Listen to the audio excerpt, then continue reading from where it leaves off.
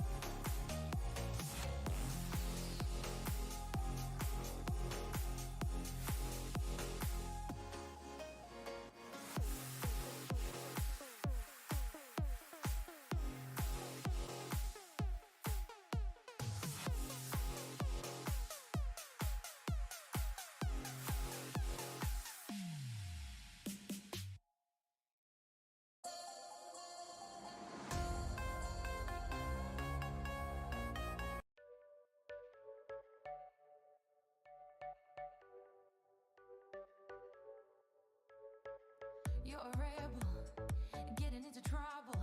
You are kinda like a fire, like a fire, like a fire. Unpredictable, so original. You are never backing down, backing down, backing down. That's what I like about you. So dangerous, I get this rush when I'm with you. I go all in to lose or win. Real things up to knock 'em down. It's the way we keep our high, moving like a hurricane. There will come a time for when we can wash away your sins, settle down, but until then, we're like a hurricane.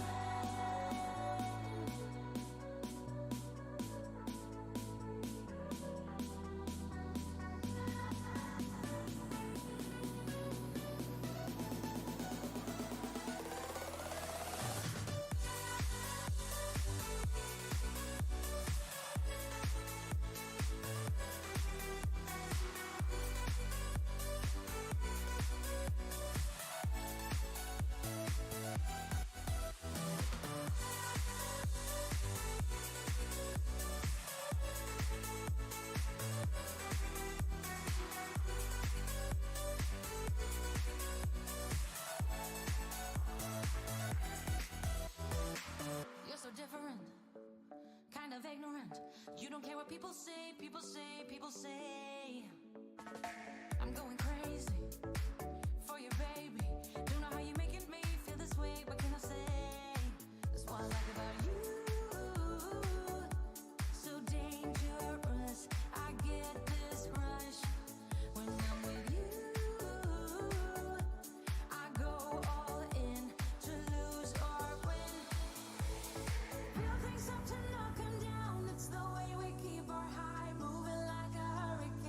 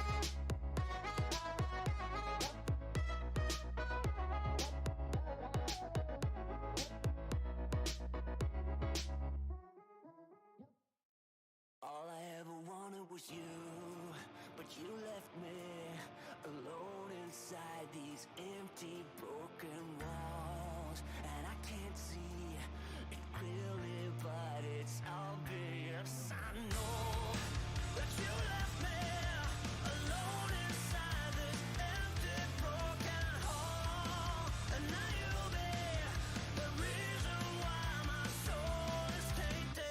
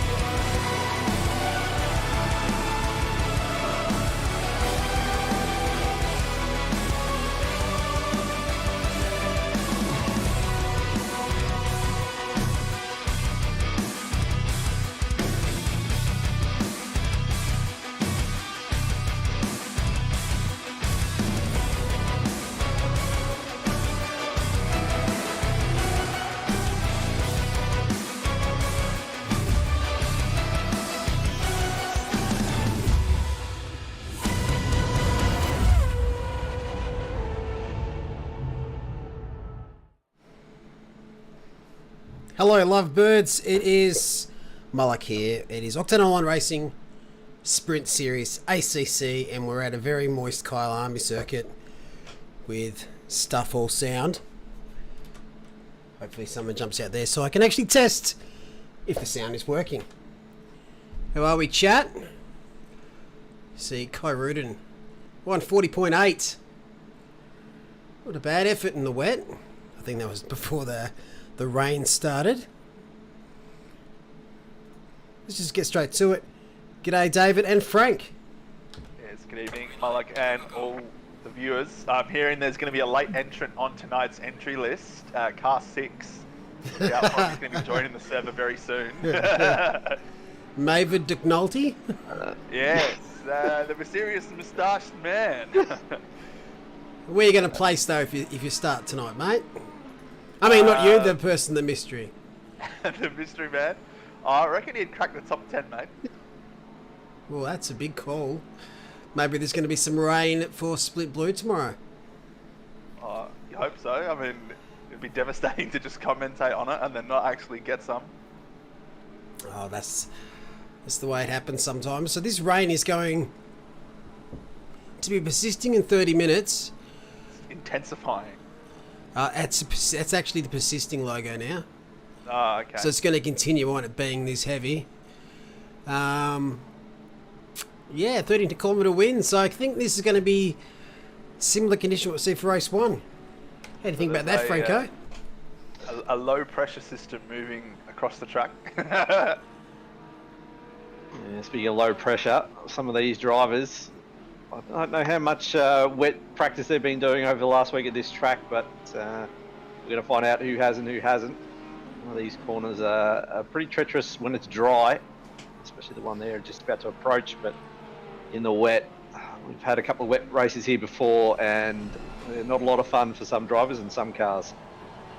Yeah, that's exactly right.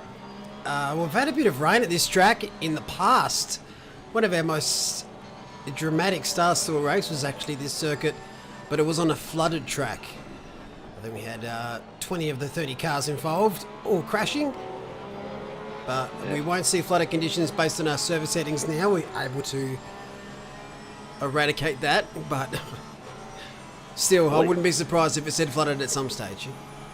I believe that was the race that actually led to the flooded rules for OOR, that we were not to ever get a flooded track and competitively race, because you just can't. It's power boating at that point, and yeah, I think we saw it a couple of times and just said red flag it, start again, boys.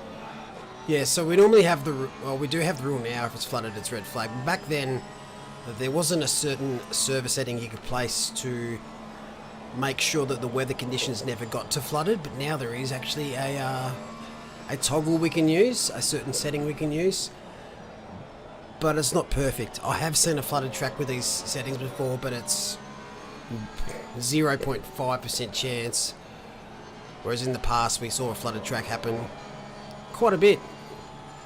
Season 1, Monza, split yellow, never forget, the OGs, remember? Mazzano had a flooded track for a split red one night. This one's had one. There's been a few. I think we also had a wet start to a race and a night race here one year as well, or one season, sorry. I have distinct memories of commentating that, and it wasn't as bad as the dry race in the flooded, but still had a fair amount of incidents. Andy says in chat that was that when the back row didn't make it to the start line? That is 100% correct. Yep. Macau levels of carnage that night. This is a very nice lap though from Bakita to kick things off here for a short little 8-minute qualifying session for Q1 with a 46.6. The Porsche with the weight more in the back should help it a little bit. Might not be as oversteery as some of the front engine cars. Let's go on board with the front engine car. This is Alex Bowen. Mercedes not as strong around Kyalami as it was at Donington. As you can see, Bowen is currently 7th out of the 8th out of the 9 drivers that have done a lap. Audi leads the way. So Hobbsy's gone 46.5. Very tight there. You'll see Mary Rose has switched teams. So, F in chat for Team Jaguar. You wanted it start of the season. And you're jumping ship like it's the Costa Concordia. Don't know who's the captain of the Jaguar team, but no doubt they've already fled based on what happened at the Costa Concordia. G'day Linton, Moritz, Daniel, Riley. Probably off facing some scandalous lawsuits as we speak. They're locked up. It's tight though, that top 6. 0.282. I love this circuit. It's got to be a fan favourite. Yeah. Really? I just don't see the appeal of it, to be honest. It's good. It's a good track. It's not great. Mate, it is absolutely amazing. It's got everything. It's wide. Elevation changes. That's deep there, Alex. There's some very tight corners and tough corners if you make a mistake. Like Cheetah right here. Spaghetti goes 45.8. Please, Molly, get called Riley at work. Sorry, Mr. Thomas Riley. Is that better? What would you call you, mate? Do you want me to call you what I get called at work? Not sure that's suitable. We're a good Christian PG rated stream here, mate. I don't think that's appropriate. But it's you that's calling him that, though. Yeah. Max out. Look, Mullet, did we not learn anything from that time when I abused the viewers? Yeah, but the difference is I didn't say it, mate. Oh dear. So Kyra Rudin's currently 7th. I'm not sure what else we are going to be really expecting here. That's a decent improvement from Bakita from P2, P3 I think she was, and she's put half a second on P2 on her second lap, so it's obviously paying to stay out there and just get used to the conditions. Yeah, she's about 8 tenths between the first and second flying lap. F in chat for Max. What do you want? Look, Max did get fed last week, so if we get to 100 likes on this stream, Max will get fed again this week. Fuck. He's not happy. He wants something. I'm going to have to come back. Come on, what? Max, he wants to get fed. That's what's happening.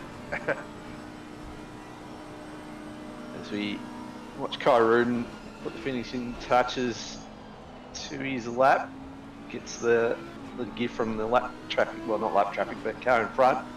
Now, how much curb does he take on Cheetah? Just enough.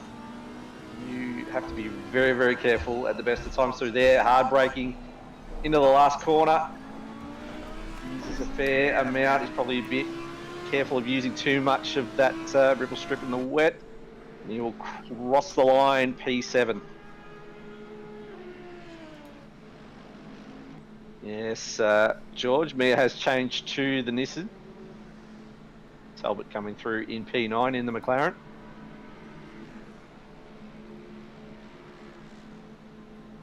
There you go. Max makes an appearance with 1 woof, and we get 9 likes in about 20 seconds. So that's undeniable. 9 likes and 1 RSPCA call. They sorted. Can Max join the comms team? He'll make more sense than to come with us. I mean, he can only improve it, really. Oh, there's a bit of a slide there from Potter. Any debutants tonight? There are. We will touch base on those shortly. There is a debutant car. There's a debutant car in the pits. Max does say hello to you all.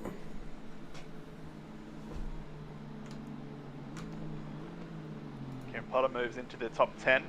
147.3 last time around.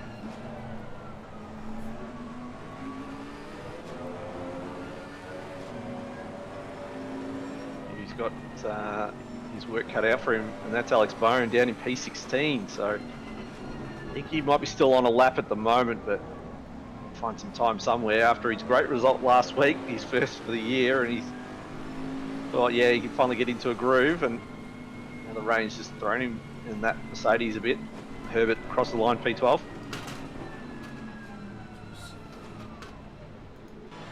I don't know what music was played on the pre-stream show, but surely Toto, I bless the reins, had to have made an appearance, given where we are.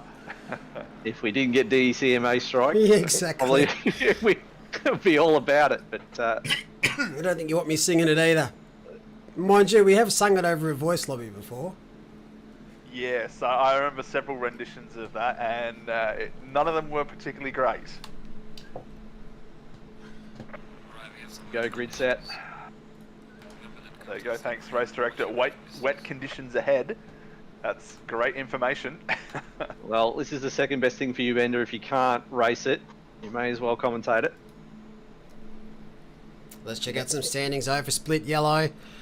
Leading the way is Philip Abakita with 864 points, a commanding lead over Ryan Houlihan in P2. We've got Daniel Hunter, Jeremy Talbot, James Vecchio in the top 5 there for the pro class. In Pro-Am we have Chris Cusack, 258 points, 5 points clear of Benjamin Piper. Both those drivers are racing tonight with Kieran Potter right behind as well. Only 9 points behind, so Pro-Am class heating right up. Tom Kidman leading the way for the AMs, and 19th overall from Cranich and Anthony Ward, who are separated by a single solitary point. So a lot of good battles on for tonight as we head into round 7. And I'll show you in a second. We have a little sneak peek of a car for next season. Do you know what it is, Bender? Yes, am I allowed to say it? Are you sure you know what one I'm about to show? Well, let's see the images before I actually say anything. No, it's on track right now, mate.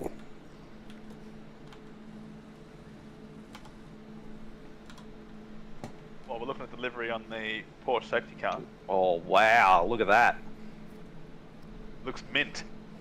So you're going to say Lexus. I know you're going to say Lexus. So that's the potential livery for the Porsche team next season. It's going to be our safety car for tonight, as we're having a little bit of a play with a few things. She's sexy. Well, are we slowly edging towards high racing levels of customization? Potentially. It's an absolute joke of a system. It took fucking ages. To a degree, there'll be, so for example, if I was to, hang on a sec.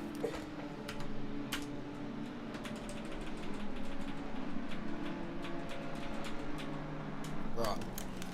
Button mashing furiously happens in the background. So this is what you see on the broadcast end, and this is the only way you'll see these liveries. But if we go over to, say, your point of view, this is how it'll look. So it's going to be very similar. So we had to kind of be a bit delicate the way we do it, so it doesn't change too much of what you see, because a lot of times you'll see a full grid of carbon liveries, which looks garbage, and it also keeps that consistency across things with other people broadcasting and other points of view. So yeah, that's how it looks. It also gives us a chance to get the Lexus involved. We may be adding it next season. But yeah. So, I reckon I'm about due for a race start. Sorry, Bender. I think you was it you last? No, it was Malik last week. Well, mate, if you want to take it, you can take it. You can, or do you want me to be the better man and let you have this one? You can have it, mate. It's been a while since you had one. Well, let's look. There's 2 races. Who wants the first one? Yeah, but it's a wet race. There's not guaranteed to be a wet race for race 2. So I'll let Bender have this one because, you know, he is the moist master. Moist master. In regards to the lag, not if it's on the broadcast end, you guys won't notice it at all. If everyone had to load the liveries, yes it is, and that's why haven't been doing them. But we've worked out a way that it won't get a lag on any driver's end, so it ruin your experience out on track. So who did we decide on? Bender's going to have it. I'll have race 2. Yep, so if you have got any complaints about lag from the custom liveries, please send them to Lockbag 9999 New South Wales Crow's Nest. We've actually tested it during some rookie races and no one's noticed, so we've been sneaky. But yeah, we know it's only on the end that people have deliveries on their PC, because that is a custom one. We're just using the decal layout. Last corner, a little tricky, grid a little spread out for my liking. But we got Paquita on the right, Mia Rose on the left, now in the Nissan. We have the lights go green, very late start, almost at the kink, but we're finally go. Houlihan in the Ferrari there, perhaps slightly out of position. Mitch Hobbs thinking about ascend. There's contact between Kimi second and Houlihan. Nothing too major though. 4 wide at the back, there's a Ferrari and a McLaren round. Hopefully nothing too major. Nah, it's kicking off, but looks okay. Play on umpire. Mostly moving. But at the front, Paquita has maintained that position. Mitch Hobbs though, what a start. He's jumped 2 positions up into 3rd.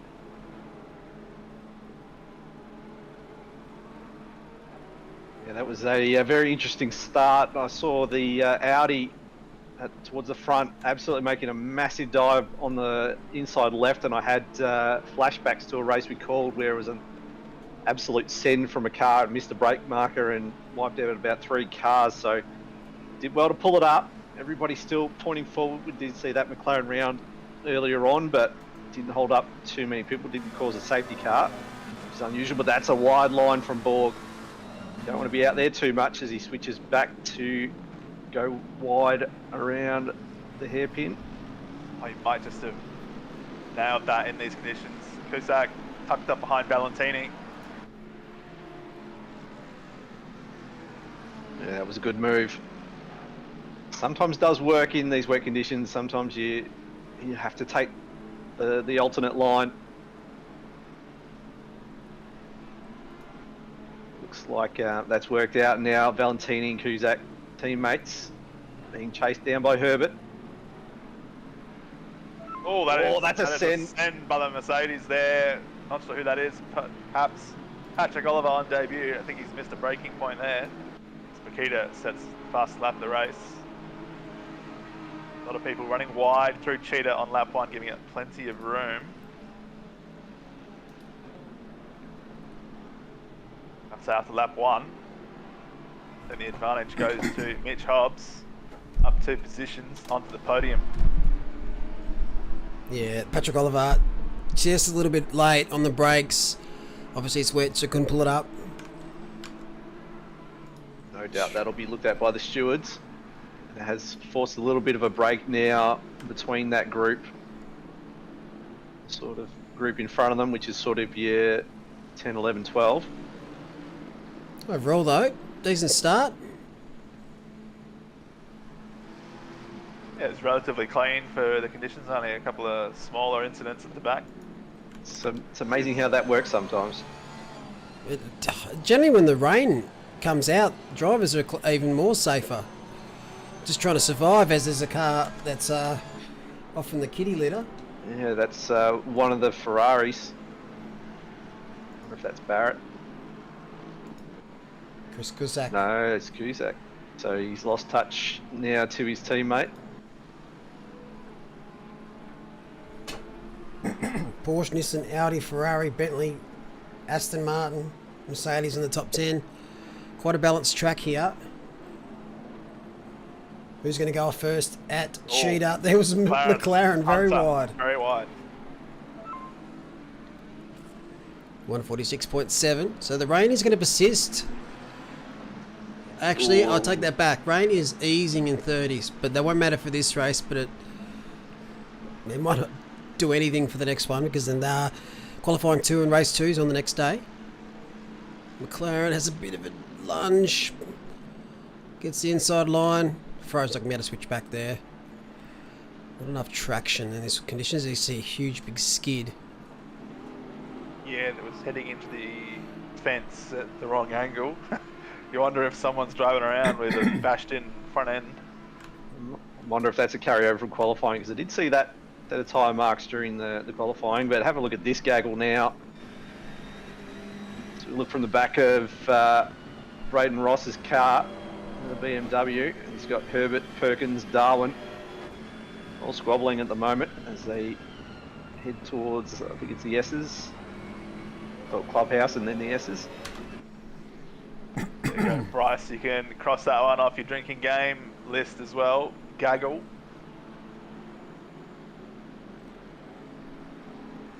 For those that have picked the Jag this year and they stay in the Jag for the whole season and make 90% of the races, you will get first pick at your car next season. I will honour that 100%. Within reason, though. I just added a little disclaimer there, but... Just walk it back a bit, that's alright. No, there's been a few changes, but... Sorry, Saxon there in the BMW. He almost got on the inside curve there, which probably would have spat him out somewhere. We see there, hopefully everybody... So breaking right, because we see a Mercedes. Wonder if that is Oliver. Matt Oliver. The Oliver of Bone. Oliver's moving down the timing sheet now. Yeah, so I wonder if Cheetah has claimed a victim. At the moment in this weather, Cheetah will be looking at these cars like wounded gazelles.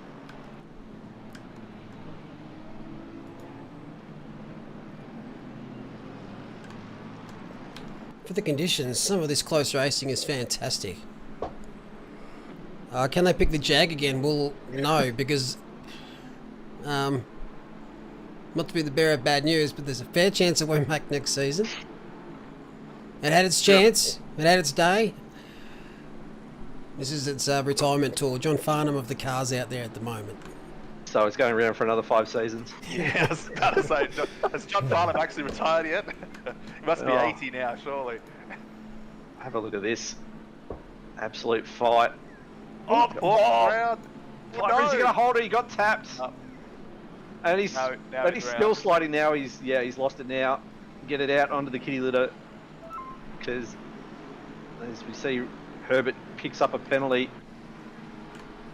Unfortunately, that Porsche just caught the slide and unfortunately into the path, the Aston. Just kicked off there. It's still a gaggle though. It's still potential for murder. We're just trying to find it. Update timing sheet. Have a look at this as we see a look here from one of the Astons on the Mercedes. I think that's Withers looking at Oliver. Oliver might be carrying a bit of damage. So at the moment, for these drivers, it's just all about survival. Yep.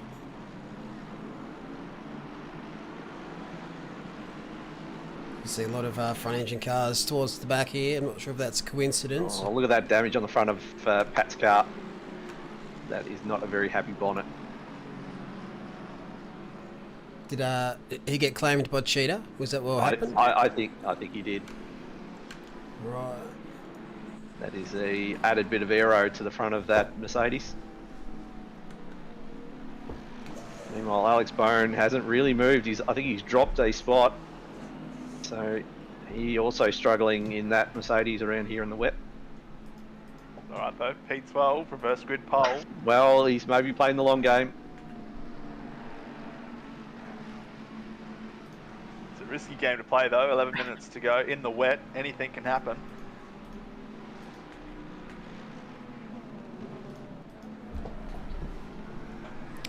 We have found what happened to Mr. Oliver. It's a normal looking bonnet there. He's up. Didn't hit Cheddar, just cut it for sharp. Yeah, just absolutely lost the rear, went around on him and kept going. Oh, and just as we rejoin, Bowen does this nearly thing. Tell you what, those Mercedes are not having a fun time here in the first race. What I'd like to hear for tomorrow. Eurobeat intensifiers. Alright, let's go at the front. Bakita leads the way, 2.7 seconds clear of Rose. As is that Rose around? Yeah. Just as I join. Oh, and absolutely being swapped now. This is got a potential to get even worse for Mia or one of these other guys. Just find out what happened in a quick little instant it was just, wow. Nothing at all, really. Just shit brickness and things, mate. Just brick things. Just Godzilla. Taking a break. Alright, stop now, replay, thank you. So that mixes things up a little bit. Hobbsy now well and truly clear in P2, with Houlihan just in front of Rose being chased down by an absolute swarm. Yeah, look at this gap from P3 to P8. Houlihan just went wide.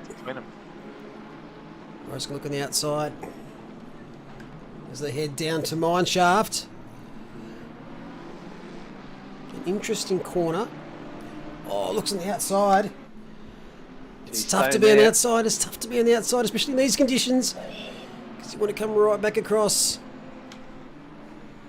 Did the safe thing there. This is some great racing here from Split Yellow. Very impressive. Can Houlihan hang on? Porsche, Audi, Ferrari, the top three. Where did Houlihan start? Third? Pretty sure it was third. P3 or P4. Actually, no, I think it was P4. Kimi second, started third. Right. This is where one mistake will cost you big, because if you're Houlihan, you have a little bit of a spin, you're going to lose 6 or 7 spots straight away. You're not going to be able to do much about it. As Mia now goes again. This time up the inside. Oh. That was barbecue. She had a look, but compromised her own exit, and the Bentley and the Porsche behind just swooped on her. Still got 8 minutes to go. It might be wet on track, but it's going to be moist in those cockpits. Sweating. There's no way this doesn't end in tears. Someone's going to end up in the fence. Yeah, I think it's going to be into one of the heavy braking zones. Somebody's just going to be 5 meters too long on it. Just going to tag someone. But No this is a No faith. This is a very experienced group, so they have the ability, but I tell you what, when the time gets down, things get desperate. What you're saying is absolutely nothing could go wrong. Are you trying to do a mullet curse here? Because it's the level of it trying is massive. As we see, Valentini picked up a penalty. Somebody in chat mentioned he may have tagged Alex, and that's why Alex was around. So that would explain that incident. So well picked up by chat. Yeah, costly mistake there by Valentini and Bowen. Yeah, both of them are now out of the top 12. So Top 12 pretty much locked in stone, barring a penalty or a massive mistake. Big gap between 12th and 13th. Still plenty of time for someone to make a mistake in the top 12 though. I have faith. Ross is currently 14th, provisionally 13th, but just that one step away from the reverse grid pole position. There's a swarm behind him.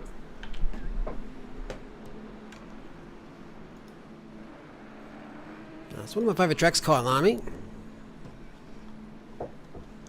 Donington last week was a mixed bag. I enjoyed it, but a lot of people, you're not really sitting on the fence with Donington. You either love it or hate it.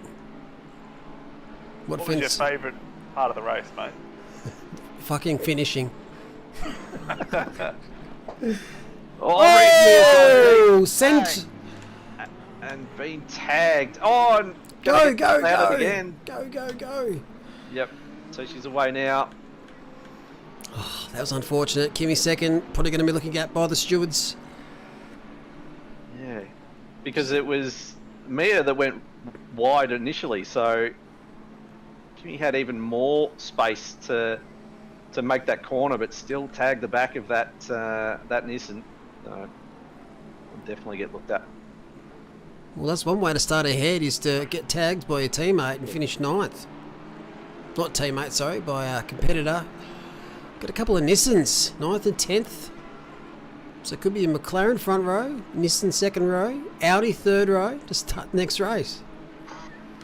No, I'm just looking at the icons and I thought we had another pairing, but it's Bentley and Aston. Slightly different. Have It's to hard to tell. disqualify them. It was hard to tell when the box is only about 5mm wide on my screen. Just had an off. Oh, just caught that. Everywhere we look, there's battles. I hope the next race is dry, to be honest, because I think it's going to be even closer. And probably a bit more carnage, because you'll be a bit more confident with the dry track. A couple of penalties coming through. Yeah, and Cusack as well. Oh, As we see Aston going in on that Mercedes. Now that Porsche is getting involved too. That's Piper having a look, not doing anything about it though. Aston was not giving that inside line to anybody into turn 2. There's all, Sideways action there from the Porsche. Manages to hold on this time though. pucker level of 12. That'll be very, very sketchy at the moment. Meanwhile, Pat Oliver, even with his damaged Mercedes, still managing to hold off this group. I'll tell you what, if Pat can get his race together next time out in race 2, he's going to be in that top 10. He's showing a lot of pace. He started quite low for his ability in this race. And obviously he had that spin at Cheetah. Oh, you don't want to set it in the inside of this corner. You don't have the line. Don't do a Hamilton. This is where you can get them under brakes. Into the Crocodiles. Pat's got to defend inside. Oh, there's just no grip out there for Piper. Good defending there by Oliver. Oh, BMW in the background. Around. Managed to keep out the fence by the looks. Who's that? Saxon, our man, Jamie Saxon. As we see Kimi second. Saxon Whack. or Sax off?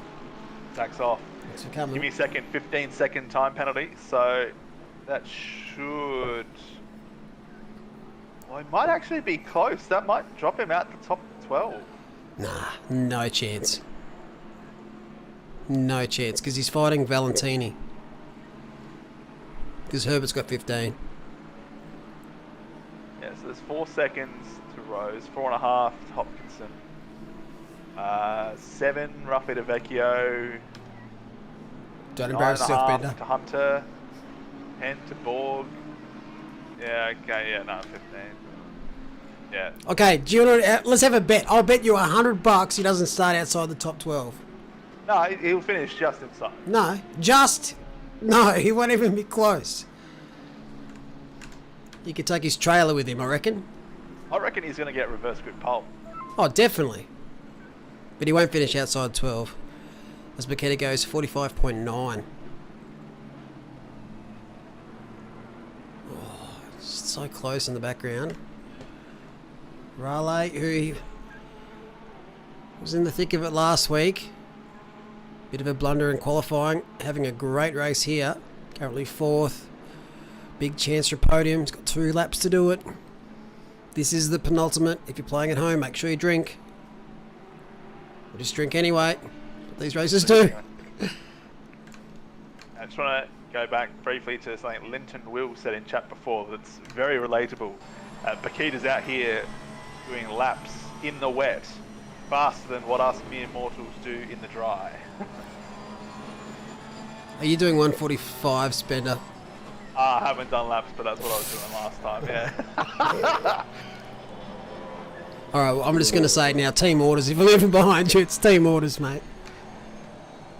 See Relay there, catch a bit of a slide on the exit of Sunset. It's, just gives Houlihan a little bit of a breather. I just thought he had a wiggle then. Just a cutaway. Alright, where's another swarm? Down here. What is going on down here? Oh no. Look away if you're in the Mercedes team. Oh, so wide, so wide! Love this section of the track. Quite challenging. Alright, man. The leader is on the final lap. Give it a final push. Keita, a smidgen quicker than the previous lap. So what, they're doing well not to hit each other, the two Mercedes boys. They're doing everything but, as we see in the background there, Talbot in the McLaren trying to go around the outside of Kranich. Yeah, we Steering, but he's going to get it done. We don't want Toto sending emails, so that's why they're not touching each other at the moment. I found out what Toto sent in the email, actually. It was a conversation that he had with another official at a time with a diagram, which wasn't in the official rulebook. It was just a discussion they had once. That's a bit of a Very relevant then. clutching straws, isn't it? Perkins, 10-second penalty, as on the outside, Barrett gets Perkins.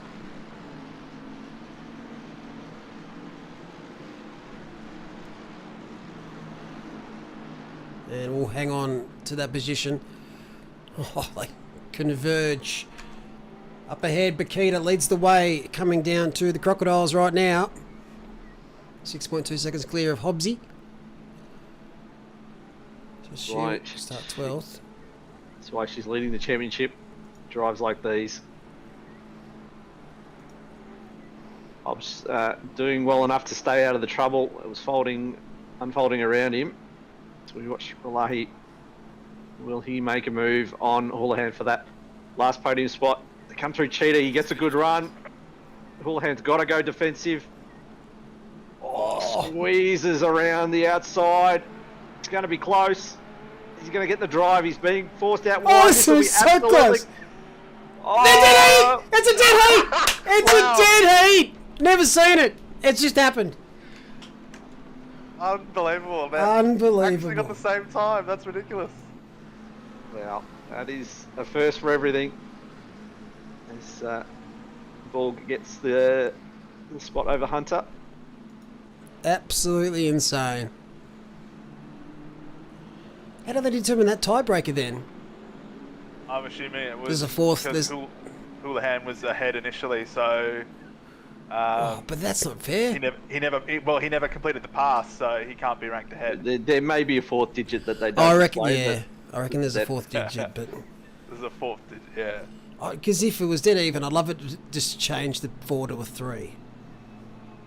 A I'd first tell dual Prince- third. Yeah. It Had might the be. fourth digit. What we can do, we can rewind that and zoom in and see the exact point they crossed the line. We can.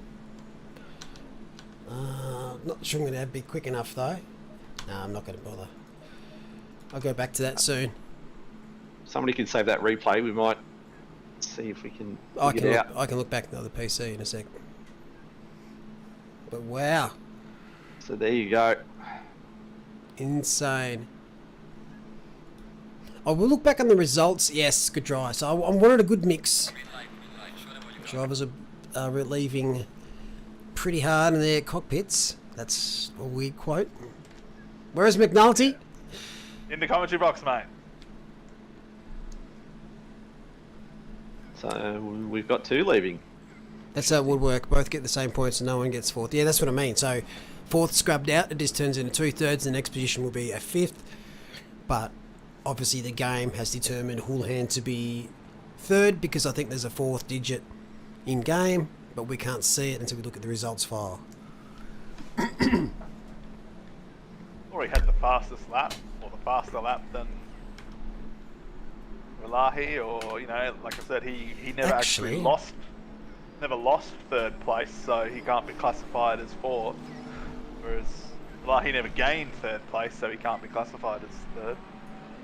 Nah, I don't think that's how it would work. I know what you mean though. But I'm on the server now. I'm going to have a look at the result file. Oh, where is it? It's not going to tell me. Well, while you're looking at that, and we're waiting for drivers to go out, has anyone been watching the Olympics over the last few days? No. It's a simple answer. It's usually on while I'm at work, so no. 1290948. 1290948. They have set the exact same time. And is that down to more digits, or is that still That's down to a 3? fourth digit. Wow. From what I can see on the results, Jason, they're exactly the same time. So total time was it's in seconds, I believe. 1290948 for both. I really want to have a look at the replay file on that. Yeah. What you're saying is we need a 5th digit. Well, I think there's only about 1 or 2 sports that actually go to 5 digits in their timing. What are they? I think bobsled's one of them. Bobsled. Oh. Yeah. Or one of the Olympic ice. Yeah, the sports. luge or something. Yeah. Yeah, something like it's something like that as see a BMW. And Nissan going Dan now a Nissan in sympathy. Sorry, Honda, not the Nissan. Honda, sorry. But yeah, I'm pretty sure it's one of those type of sports where the timing's so tight they need to go to a 4th digit. Everyone's running off. They're used to the wet. Yeah, it's only got grip now and they don't know what to do with it, and it's spitting the cars out. So they might just have to... here we go, so we watch the replay. Let's see if we can actually see at what point do they cross the line, and did somebody have a bumper bar? That's tight. Yeah. So that's still the Fezzer just. Oh, I reckon the Fezzer's just got. That is fucking close. That is close. Yeah, I'm just looking at the splitter now of the Porsche. Oh, I don't know. If it was cricket, you give it umpire's call. Where do they deem it to be finished? Is it as they start to hit the checkered, or is it after the checkered? Well, these are too many technical questions. Surely is it at the middle of the checkered? That looks like where a camera would be, potentially.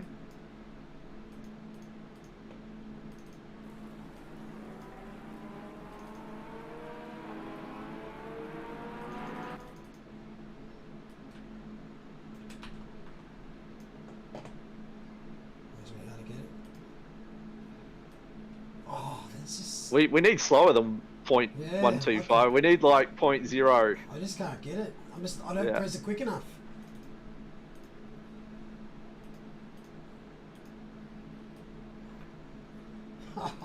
That is just amazing. Yeah. Absolutely amazing. Yeah, give them both the points. You can't pick it. Harder to pick than a broken nose, that decision.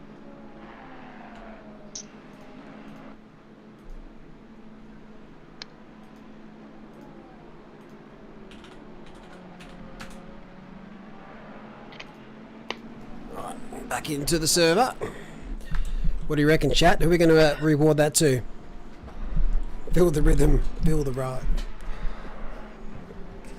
I don't know if you could. There'll be some in-between frame that the game can't render that would probably determine it, but I think... Well, the timing saying identical, so it doesn't really matter what it looks like on track. Yeah. But if the game's rewarded Houlihan with P3, then that's what we'll have to go with, I think. That's what it'll base off for the reverse grid start. And that may be just because Houlihan was in third the entire time. Maybe the tiebreaker's fastest lap of the race they've had. I don't know. Maybe it's because yellow's better. I don't know. Yellow's better. I mean, at 7 said it's like qualifying. Whoever had the position first has it. And then that's, I guess, the most logical thing you would think of in that situation, which is what I was touching on before. We really don't know. I mean, has that ever happened in in an actual motorsport race. There's been a few Indy cars that have come down to that sort of margin on ovals. Yeah, it hasn't happened for us, and we haven't really needed to worry about it ever. And we've done a lot of races. Just one of those things, and we love to see it. If that was only for the first place, though, then it'd be very. That would Who be won? scenes. Who won? That would be absolute scenes if you had a P1 and P2 can't be separated after 4 decimals. We'd have to determine a winner. Imagine if it was something like a 12-hour enduro or something like that, and it came down to that. Well, 8 hour came down to 1.2 seconds at Imola. That's probably the closest we've got to that, but it was just perfect through the last corner. If it's a 12-hour enduro, Franco, there's one solution. It's pretty easy, you know. Just run Redo it it. again. Yeah, run it like again. golf. Like golf back in the old days when there was a tie, instead of just doing extra holes, he used to come back and play another full round the next day.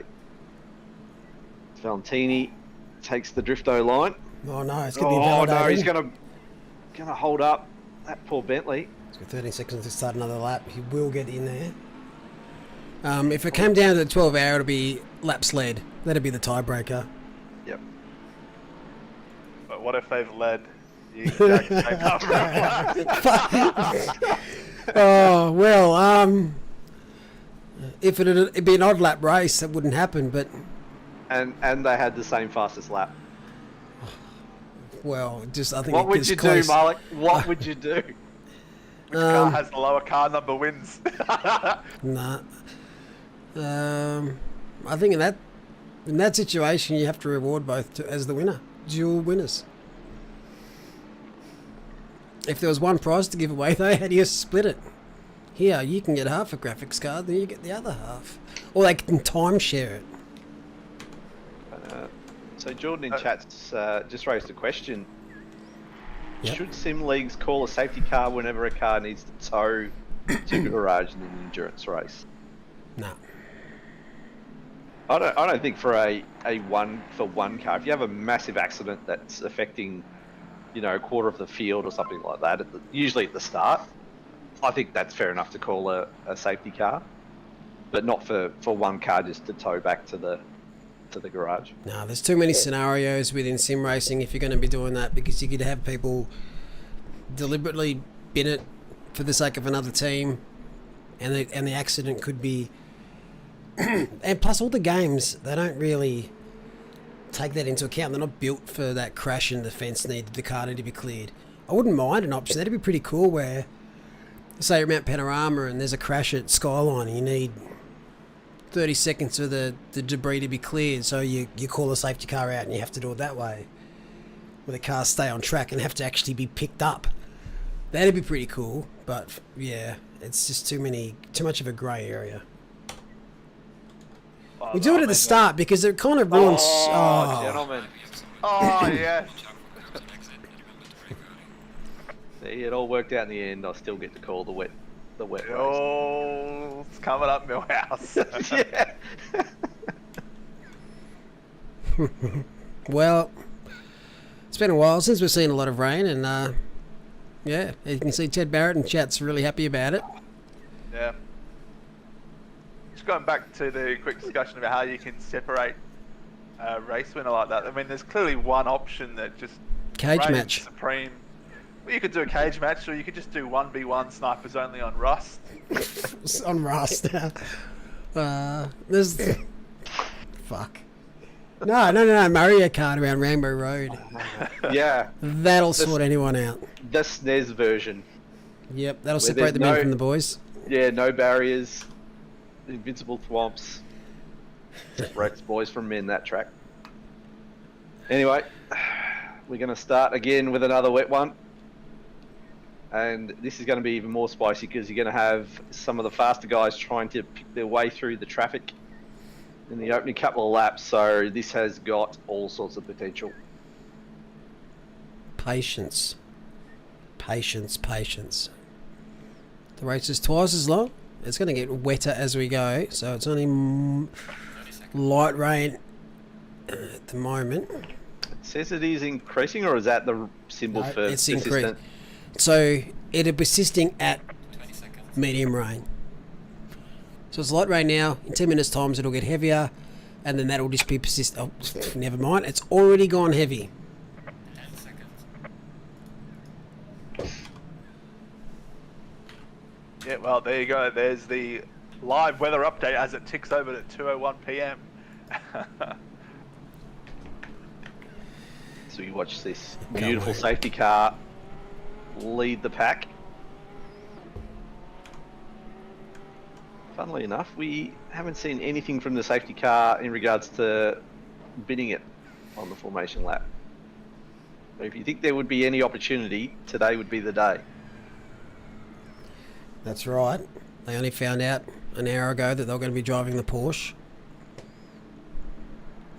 Will we get a somewhat straight line?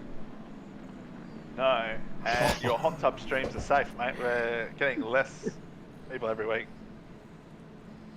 Oh, that always happens though, mate. That is a absolute disaster. What is that?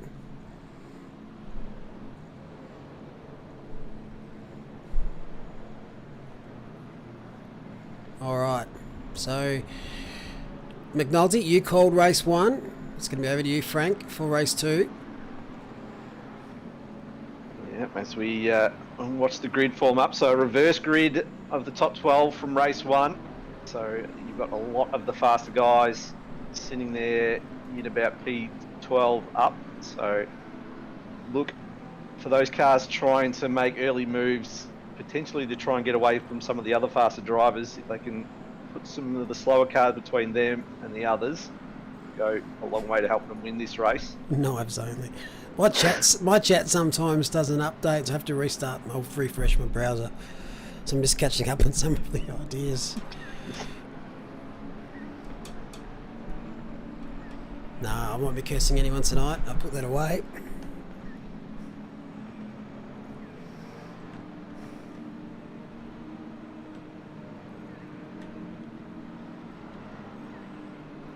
Yeah, we're almost halfway to 100 likes. 100 likes and Max gets fed this week. We're at 48 right now. Max has demanded something tonight, so... yeah, Max is making his feelings known to you tonight. I think it's the first time he's barked while I've been on stream. Don't worry, your house is just being knocked over. I went and checked. He's wanted to go outside. It's fucking raining. Typical golden retriever. Yep. I'm a duck.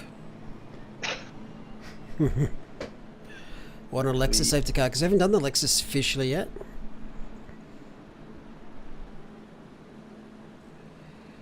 Alright, so best of luck, Franco. May the force be with you. Yeah. We'll be led by Kimi second, thanks to that penalty in race 1.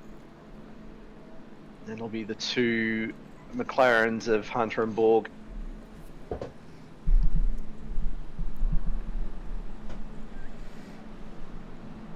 here we go, as they start to form up, start to make their way down the main straight. It will probably take a little bit because we'll have to wait for Bone to cross the line. Still being held. And they're off. Nice little start there from the Nissan. Second in. Kimi doing well to hold on. Holds the inside line. Just got to be careful of anyone sending it through. Nothing doing so far. 3 wide, but they're managing to not make contact. 2 McLarens getting pretty racy. As we see contact. The Audi and the Nissan. And the Audi has absolutely gone into the wall.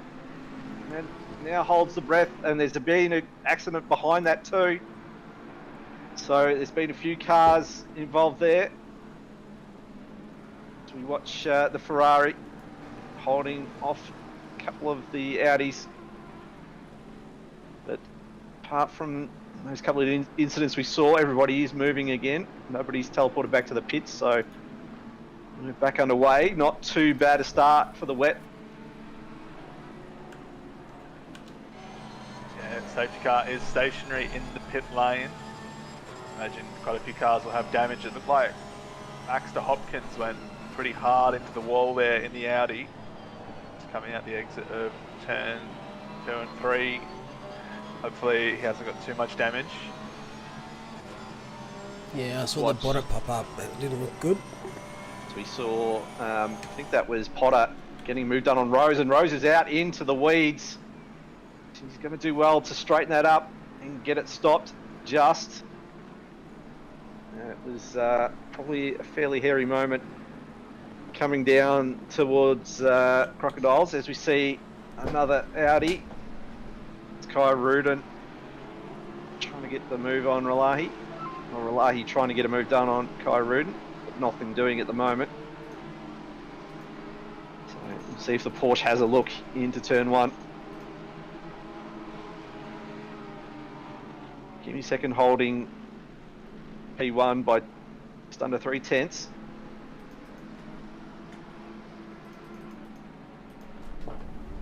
Oh, unfortunately, looks like there are a few cars heading into the pits now. So a few people in trouble early on. So it wasn't the main group. It's a little bit of contact. There we go. We just saw the Porsche check up the Audi in the background, and it just caused the McLaren just to hit, and then we see another one, and that's the big impact from the Audi into the wall. So there was a couple incidents there going on, and unfortunately some have had to go into the pits and repair some of it. Oh, I'll tell you what, Mia Rose she might be struggling a little bit with that Nissan. Doesn't seem like it's pointed straight all the time. Yeah, it's not very cooperative at the best of times. Should have got the Nissan from the early 90s that used to race it at Bathurst, because that used to absolutely kill it in the wet. This is one of the best cars in the wet in the game. I still remember a stint that Ashlyn Reynolds did in the wet at Monza. 6 hours at Aston. Wow. Wow, wow, wow. He has saved that. That is amazing. That's off to you, sir. That is great reflexes by Potter.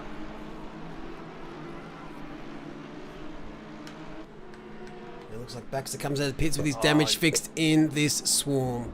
Yeah, he's a lap down now as well. That's sadness right there. F in chat for Baxter. There's Conan in chat. He did a massive stint at the Monza 6 hour in the Nissan. Yeah, it's almost as good as my stint in the Merc in the wet in the 6 hour. I don't think it's changed too much. I know a couple of the cars that were bad in the wet have improved a lot, like the Audi. It's nearly impossible to drive ahead. We see the Nissan. Don't know who that one was. That might be Rose again. It Getting is the drift being points hassled. up. Yeah, being hassled by Bakita. Meanwhile, Tom Riley in chats has got a good as memory as me. Yeah. Good old Jimmy. Terrific racer was Jim Richards. Yeah, wet racing has changed a lot, mainly through the tyres. Oh no, Oh, that's we see McLaren round. he's Daniel Dan Hunter. Hunter. Was out of P3 too. From the So hunter to the hunted. that's going to be a lot of drop spots. We'll try and catch that one as well. But Rose is putting pressure on Vecchio, her teammate. And, as we see another Porsche, that's Relahi go wide at Cheetah. He's going to try and hold on to that position, but has gone deep in the last corner and might lose 2 spots here.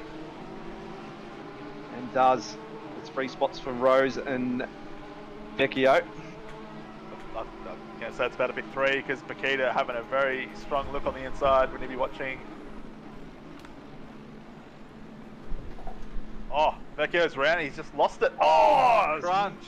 Massive impact there. I think is that Kai Rudin that was round or Hobbs? That's Hobbs that's just been cleaned up by Vecchio there. Hobbs, so unlucky. Nothing he could do about that. It's kicking off here at Kyalami. So changes. We will look at this replay quickly. What happened to Hunter? So they're just coming through the S's, all safe and through here. Is the hairpin called Le Cop? Is that how you say it? Yeah, Le Coupe. And I think it was another Nissan involved. Unfortunately, Vecchio, who's a great driver. Tagged. Just a little touch. See in the background, the Aston. Out of sympathy. Oh, that's a bit of a questionable rejoin there. Cutting off the Ferrari.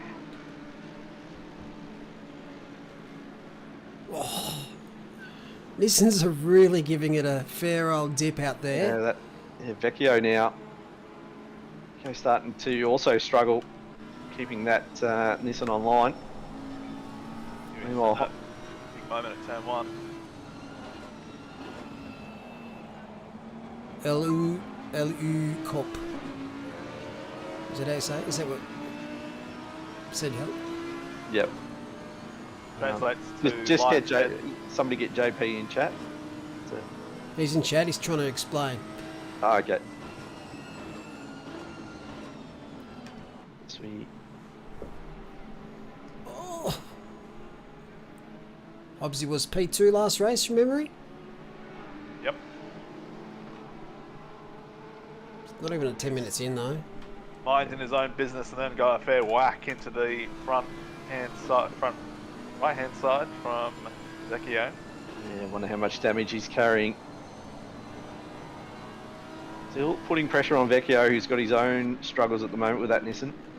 That's a fair chunk of damage, but still goes alongside in through Sunset. That's brave. Sorry, Clubhouse, sorry. And now into the S's. Does yield the position back, but you get the feeling that Hobbs is going to get a move done sooner rather than later. Got Alex Bone now sniffing around this battle.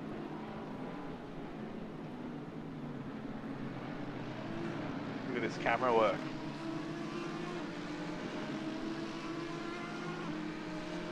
None of Only this- Formula One management had these views. You think with all the drones they've got in the world these days, you could get away with it. In saying that though, some of the Silverstone camera angles were absolutely amazing. They had some awesome angles using drones and Yeah, the cameras on there. I don't know what speeds drones do as we watch Hobbs do a bit of his good work.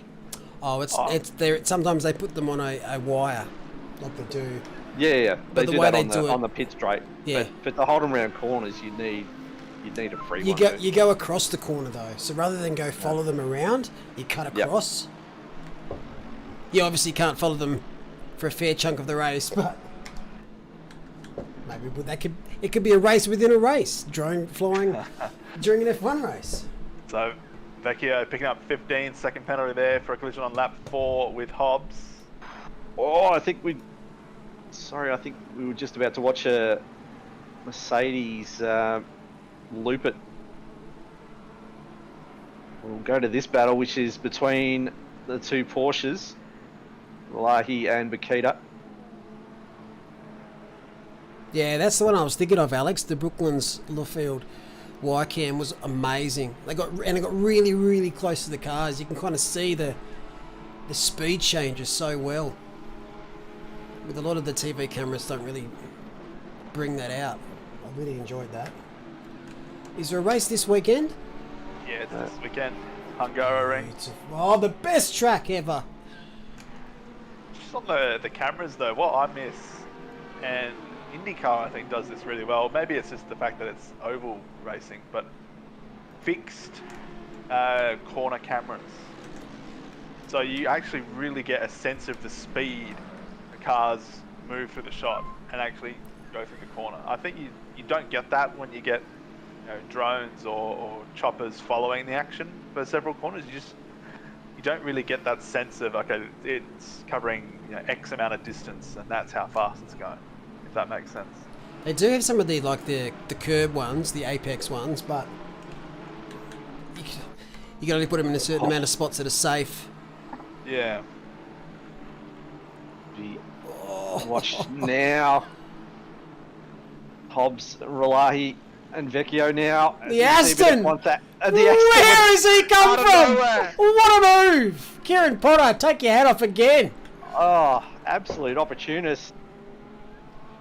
They were busy all fighting each other. Didn't see the big green Aston Martin absolutely send it into corner one. Absolutely picked Vecchio's pocket.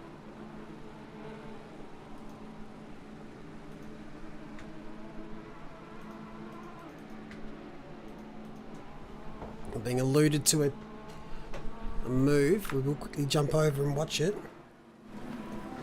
This is the last lap, last corner. Move mouse. Ascend. Oh, slight touch. And a synchronized spin from both. That'll get. So that's how Bakita passed them then. That would have got a 9.8 from the Hungarian judge. Watch this for an overtake. This is opportunistic. RKO out of nowhere. Yeah. Vecchio was well aware of what was happening. Oh, quite lucky. Get that move done. Could have cut back across, but the door was open. Peeked in, pickpocketed. And Perkins picking up a 10-second penalty for a collision. Oh, And again, and then is Hobbs this a replay? No. Hobbs done it to Raleigh. So Raleigh did it to Kyrudin, and now Hobbs done it to Raleigh. Gonna Potter. be busy in the old stewards, and meanwhile Potter's going, well, if you guys are gonna biff and barge, I'm just gonna get moves done clean. I'll try and get one around the outside this time.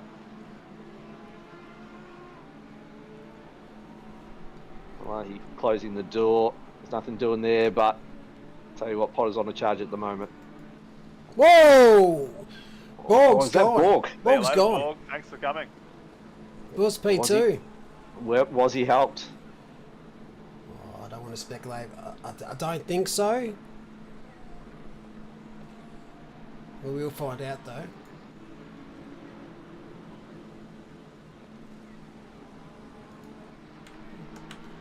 Samia, who's been struggling a little bit with the Nissan, is currently sitting in third, hunting down Houlihan, who was equal third, we'll say, for race one.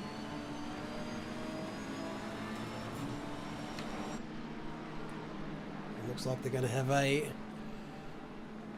whole wet race again. Tell you what, the one person that's benefiting from this is Kimi second. He needs these two to fight and block and cost each other time and try and skip out with 25 minutes to go. He's in the box seat here.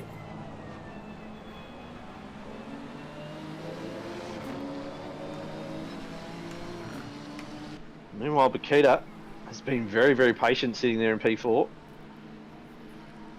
3 seconds off the back of this group.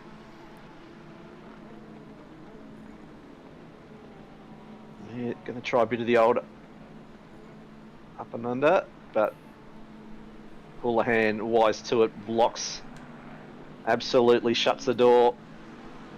So we watch the two teammates now in the McLarens, Talbot and Hunter. To turn one. Oh, There we go. There's a penalty for Ralahi. you expecting that one?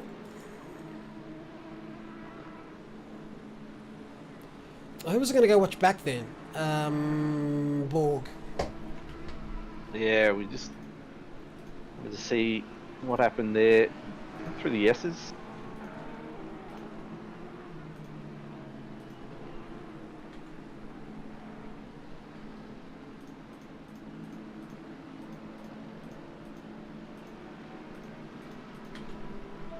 Paddy Thick says he would rather step on Lego right now. Not a fan of these conditions at this track. So here we go. Borg in the McLaren. Bakita, sorry, Houlihan and Rowe is behind. No, he just lost it. Wow.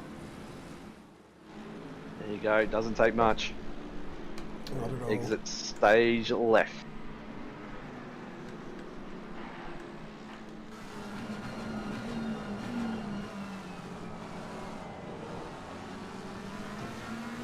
I know you don't want to hit your teammate, but there is something about beating your teammate though, because you've got the same machinery. Like sometimes when you race other people, you think, well, I don't have the car that suits the track or suits my driving or whatever. But if you beat somebody, if you beat your teammate in the same car, it just makes you feel a little bit better about yourself. So we'll see if these two get on with a bit of a battle with 23 minutes to go. They might both catch up to Barrett. He's slowly falling through the field. Rose now all over the back of that Ferrari of Houlihan. If they keep this up for a couple more laps, this will be a 3-car battle. Bakita is hunting them down. She's gained probably 6 or 7 tenths last lap. Yep, gap I'll down. make that a second, sorry. Yeah, it was about 3.7. Now it's 2.6. So, and more importantly, second has increased his gap. He's now out to 7 seconds. So, second is hoping this becomes a 3-way battle and they squabble for another 10 to 15 minutes or so. I was about to say another 2 or 3 laps, a 3-way battle between these two. That almost puts Kimi second out of touching distance. I think he's out of touching distance already. He's Could gone. be. Yeah, but you're still in pushing distance at the moment. You can't relax, but you get that gap out to 10 to 12 seconds, then you can not pushing as hard, not asking too much of the car. But Houlihan though, for 2 races, he's just being hounded. Raleigh is absolutely flying though. That's the fastest lap of the race and the first driver to be into the 46s. 46.980. Just going to watch them more with Bakita.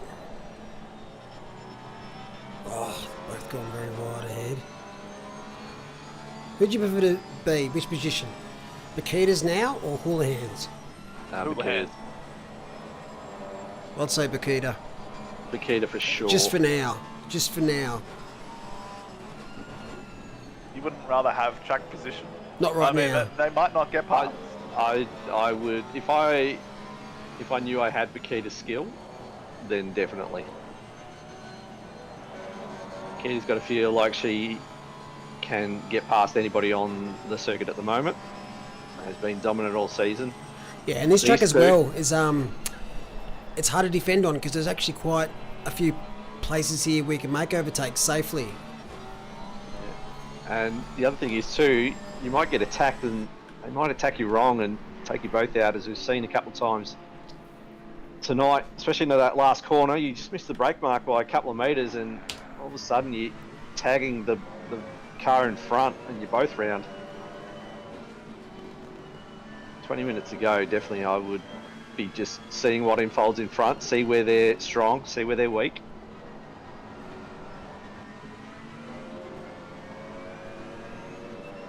Alright, who do we think is going to finish off the podium?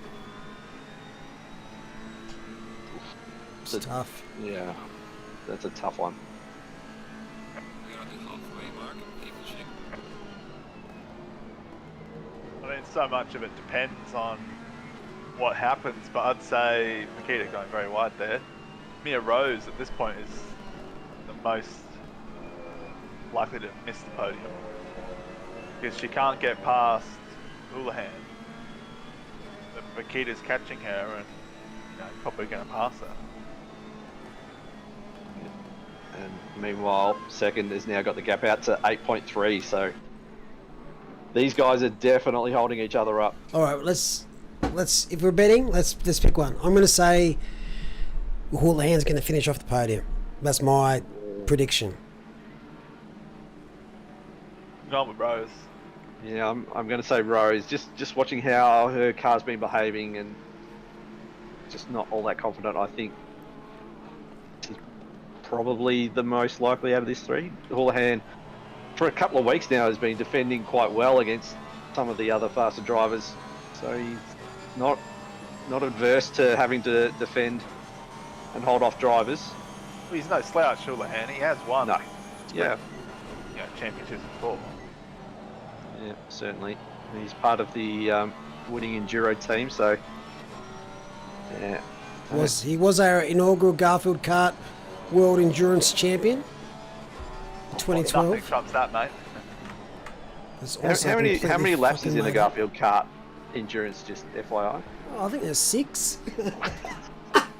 I don't know. However long you can put up with that game for. I mean, what? It's got less bugs than Cody's. I really like it if you could set custom laps in Mario Kart, and like for a charity stream, you could do 1,000 laps of Rainbow Road or something. You do 1,000 laps of, I want to say it was called Baby Park, that tiny little like piss track. You just do that one. Mia thought she was gonna have a look there, but I was to dial it in. I must say though, the car looks like it's a little bit more stable, so it's obviously come back to the second part of this race. Early on, it was very, very twitchy. 3 hours Cooper in our brands. You'd be pleased to know, Franco, that I don't mind Brands Hatch anymore.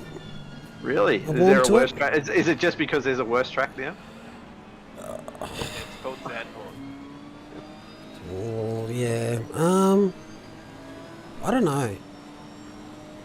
I haven't done Snetterton and Alton Park enough. It depends what you want out of the circuit. If you're wanting a close race, if you're wanting a decent endurance circuit, or if you're wanting a decent circuit to just lap on, the answer could change. So where is this appreciation from, Brand? Does it come from A different game. Yeah, different game. Different classes of cars. I was going to say, probably not from ACC. Yeah, that's the reason why I haven't liked it. Is just I don't think it suits these cars. No. These are big old boys. I remember doing like Clio Cups and stuff like that in certain games as we watch Rose get right under the rear wing of Houlihan. All of them being pushed. Keita now just starting to join the party. Yeah. We start looking forward to a tow. She's got a party hat on. Cake's about to be cut, I think. Don't send it. Doors left. Taking the inside and manages to What a save it. save. Just too much inside curb there. It was always going to end in trouble. Maybe a bit of aero wash or something, because the inside line was left there by Hooley, but Mayo just couldn't get any traction. I think she was on the inside curb, which was half the problem, or almost over the other side. Very, very tight line. Look now around the outside. Nothing doing there, but Houlihan knows what he's doing, shuts the door. These three know each other very well as well. Mia's got the pace. She just has to get past. Yeah. She's got to be patient as well. And Makita, as John McClane said in Die Hard, welcome to the party, pal. Welcome to the party. Oh, on the outside. Here's her chance. And Houlihan's going to be very familiar with this position. And there we go. Samir's ahead, but what will happen here down at turn 2? Yeah, I said it. Is it going to happen? Send it. No, what Hooley's doing there is just guarding that inside switchback that Bikita could do, while still trying to stay close to Rose. So Rose is now the hunted. What can she do? Can she skip away from Houlihan and leave Houlihan to Bikita? I think you'll find in Sector 2, this is exactly what she'll do. She's probably a little bit shy around this corner from last lap. Yeah. So We're not giving it full beans this time, and it's just going to allow Houlihan to just stay on the back. The Houlihan now has got to worry about Bakita as well. He's got his hands full with cars in front and behind.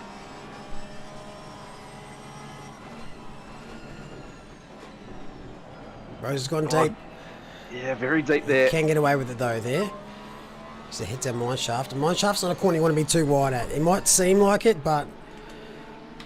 Well, in the dry, it's flat generally. Oh, but if you're on the outside, it could be a slight lift if you're losing a bit of traction. It's a weird corner. So, Houlihan's got to figure he can get a move done sort of from Sunset on up to Lee Coop. To me, is not as strong through that section of the track. I feel like something's going to have to give here. Could exit out of the last corner into turn 2 and he'll get it done. I don't think he's close enough. No, not going to be close enough here. It'll be an absolute send of the ages to get a move done and pull it up. Oh, it's gone deep. Not by too much, but just enough. They all did a 47 last lap. So for example, the leader's last lap was a 47.3. Rose did a 47.1, Houlihan 47.3. So Houlihan's picked up the pace after being passed. They were doing in the 48s prior to that. And that was Rose's fastest lap of the race last lap. Yep. So yeah, go a little bit of a wider line. Very scared to get on the inside there now, thanks to that sketchy moment a couple of laps ago. They make their way towards the hairpin. It's where Mia went deep last time. This is an intriguing battle with 11 minutes to go. There's no wind. The weather won't change. These are the conditions for the rest of the race. As sacks off, picks up a 10-second penalty.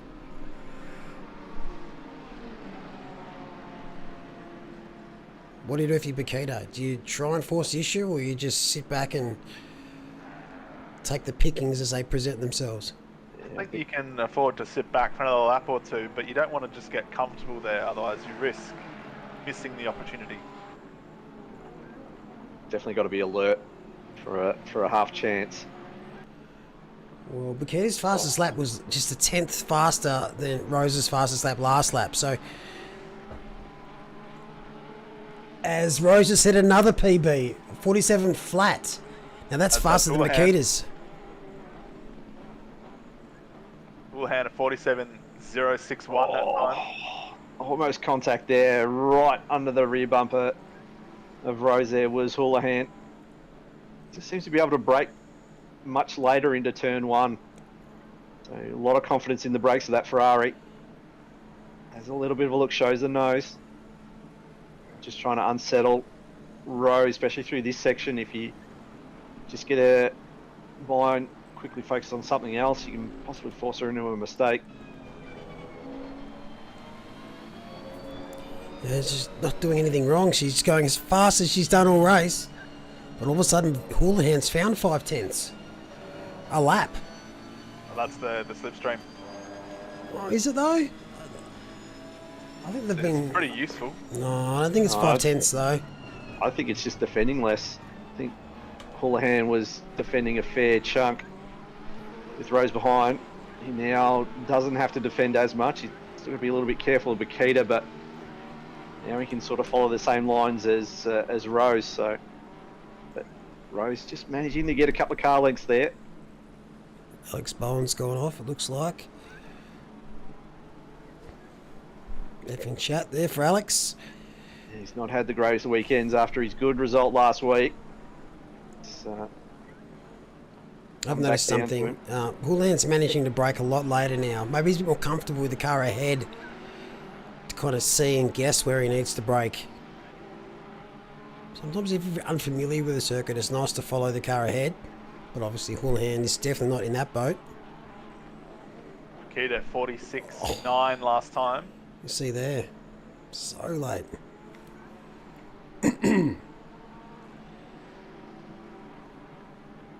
was Bakita's second fastest lap of the race. Also her fastest lap of the race, second fastest overall. Wide there from Houlihan. There's a half opportunity for Bakita here. Oh, it's just not a corner in the wet that you want to be too wide. This will help Rose for a little bit. Will do. This is great racing. This is what you want from your top tier drivers. These are some of the best drivers going around in the Asia Pacific, let alone OOR.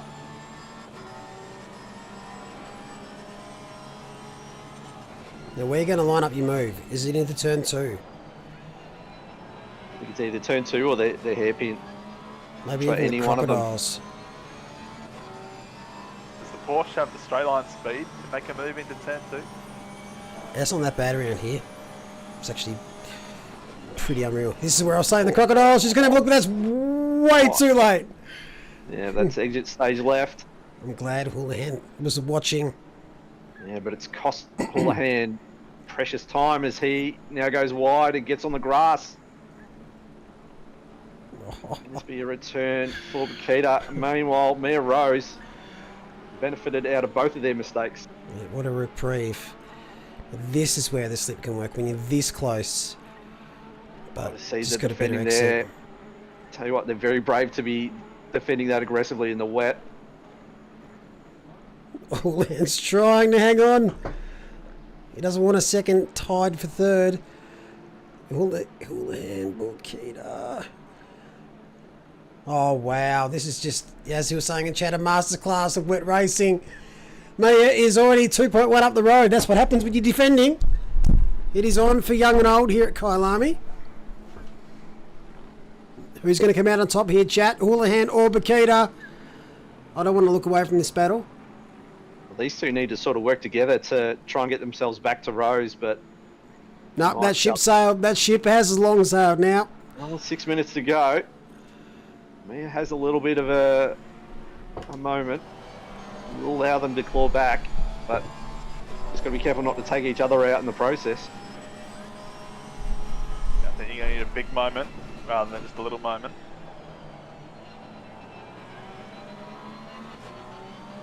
These two are quite familiar with each other. They were our winners of our first Asia Pacific Endurance Series, winning all 6 rounds. And now they're up against each other here in the Sprint Series. See a little bit of the understeer through mineshaft there for Bakita. Couldn't quite get the turn in she would have wanted. So just over 3 seconds at the last split. We'll see what the gap is when they cross the line now. Is Rose going to hold on as Rose sets fastest lap, so that's going to help her to no end. I thought it was coming. She's not having to defend now. She took 1.2 seconds out of Kimi's second that lap. So the gap's now 4.8 with 5.5 minutes to go. That could be interesting on the last lap. Whoa. Could be within striking range. That would be Yeah, an so epic. Something happened to Kimi second somewhere. He was best part of 7.5 seconds a lap or two ago. I think they just picked up the pace. Once Rose got in front, they were starting to set consistent low 47s. Last lap, Kimi seconds 48.2. So I think they've been chipping it away at it for the last 5 or 6 minutes, even with the battling. But as we always say, it's one thing to catch someone. Another to pass, as Bakita is finding out right now.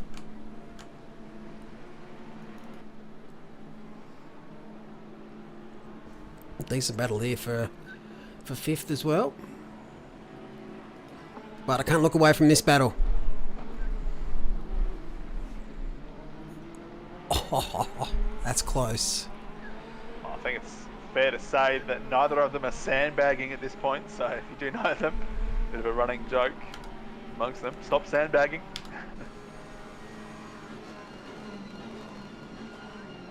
Just watch Houlihan take the more defensive line in the Crocodiles.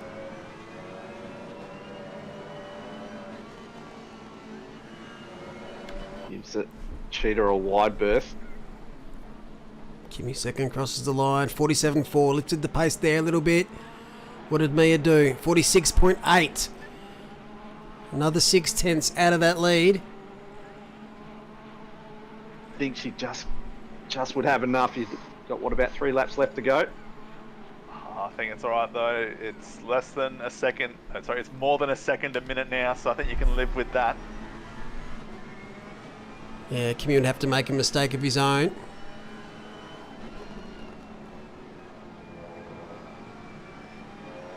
So shout out to Mitch Hubbs, who pitted with 40 seconds worth of time penalties. Well, he's going to make sure he serves them. We've lost 6 cars this race. Has been a race of attrition. Yeah, it's tough going out there.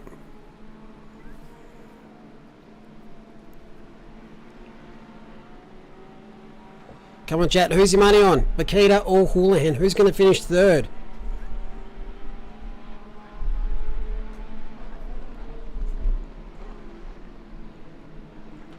My call was Hooley, but he's doing a stellar job to defend. Yeah, it'll be a bit of a turn up. Bakita somehow just can't break away onto the podium after trailing both Rose and Houlihan through the latter half of this race.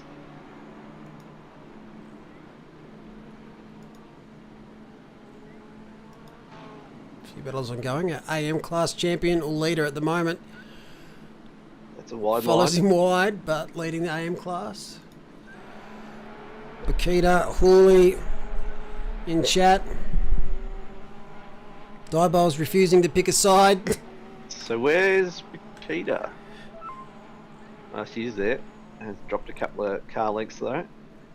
Well, he sets fastest lap. So penultimate lap here. Kimmy second, 3.9 seconds up the road from Mia. Safe to say that P1 position is not going to be under threat here, bar a disaster. So Rose P2, Houlihan, we're watching ahead 4.4 seconds back, with Bakita putting the blowtorch on for the last 10 minutes. But I'm just wondering if the tyres of Bakita are starting to go away a bit, just starting to notice a little bit of understeer from that Porsche. Meanwhile, the Ferrari still hitting the apexes fairly well, but I don't know if that car is turning as much as Bakita would like at the moment. oh, no doubt, I think there's a couple of cars out there that are struggling for temps. Not easy to set for these conditions. Obviously, no pit stops as well. Not as noticeable in the slower corners, but we'll probably just have a look here as they go through the crocodiles. These fast corners, noticing that Bakita was running it a lot wider on the exit. So you can see there, she's just a little bit further right as she comes out of it, so see not as much turn in. Meanwhile, Mia Rose will cement P2.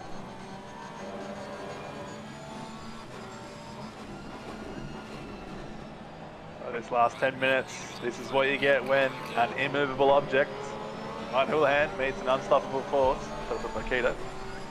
And one of them's wearing yellow, which is even more fitting for that. Yes, it is.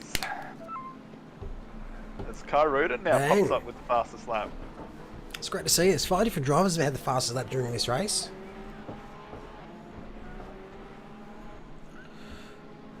Final dig. Yeah, sometimes you got to refresh the page. We're getting 59 likes an hour end. Thank you very much for the likes. Don't forget to like and subscribe. I hate saying it, but it helps. This is all for free for you guys watching. Ring the bell, turn notifications on. Join if you get a like. Soundboard. Thanks It for is. that, mate. Oh, let's just watch. Bakita, is there one last twist? Is she going to just settle for 4th and consolidate the championship? Or is she going to have a look with a couple of corners to go? I think Kimmy second's not going to be far away from taking the win. Probably, what about Cheetah now? Send it, Makita. Just a massive old sand bender. It'll be last corner.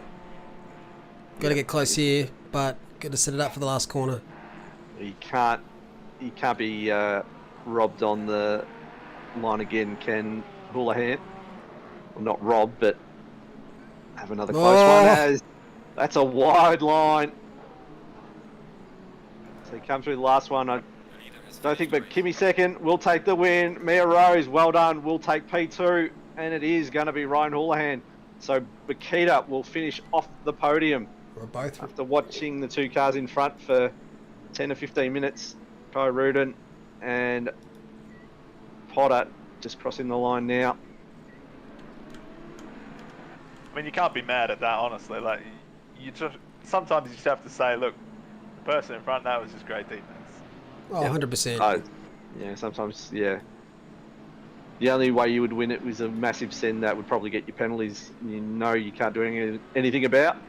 Meanwhile, we watch Barrett, McInnes and Ross all crossing the line.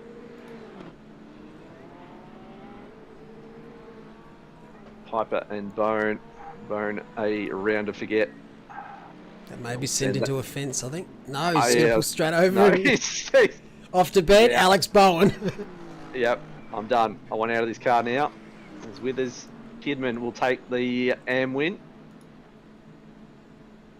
Cato will finish in P2 in front of Darwin. And it'll be Herbert and Kranich. And then Cardillo will be the last on this lap. Cardillo is on debut today. Didn't get much airtime because it's been so hot and heavy out the front. I'll tell you what a race to make a debut. Oh, couldn't get any harder for him. But he's going to tough it out and get the BMW across the line. As we saw, no Lamborghinis in today's race. All scared of the conditions. There we go. So well done to our winner, Kimmy second. Held off a fast charging Mia Rose, but Mia spent a little bit too much time fighting with Houlihan. Not enough time to get it done in the end. Yeah, that was amazing. Thoroughly enjoyed that. We'll get ready to flip over straight over to green. We're just finishing their qualifying. That's the moment. Well, that's going to do it for me. I think the next commentator will be in very shortly. Thanks very much for joining us, Franco. No worries. And I will see you all around. Catch you next time, mate. Oh, why didn't they start the fucking race? I said to do that.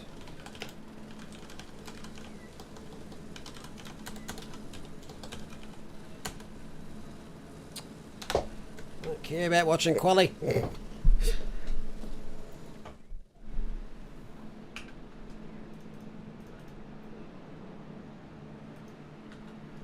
Obviously they care, mate. That's alright.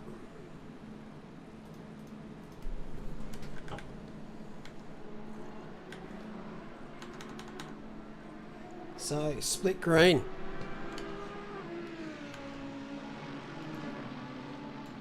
What do we have in store to this split? Well, disappointingly, it is sunny. No, we've had our wet. Can't have them all, Bender. I never seem to get them, mate. Maybe you're the curse. No, it's rigged. It's a conspiracy against me.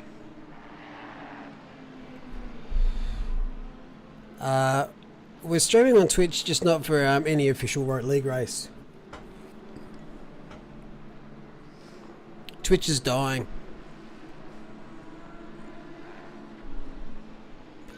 I could rant about Twitch for probably a week, but the best part of Twitch is you guys, the community. I reckon that's the only reason why people stream.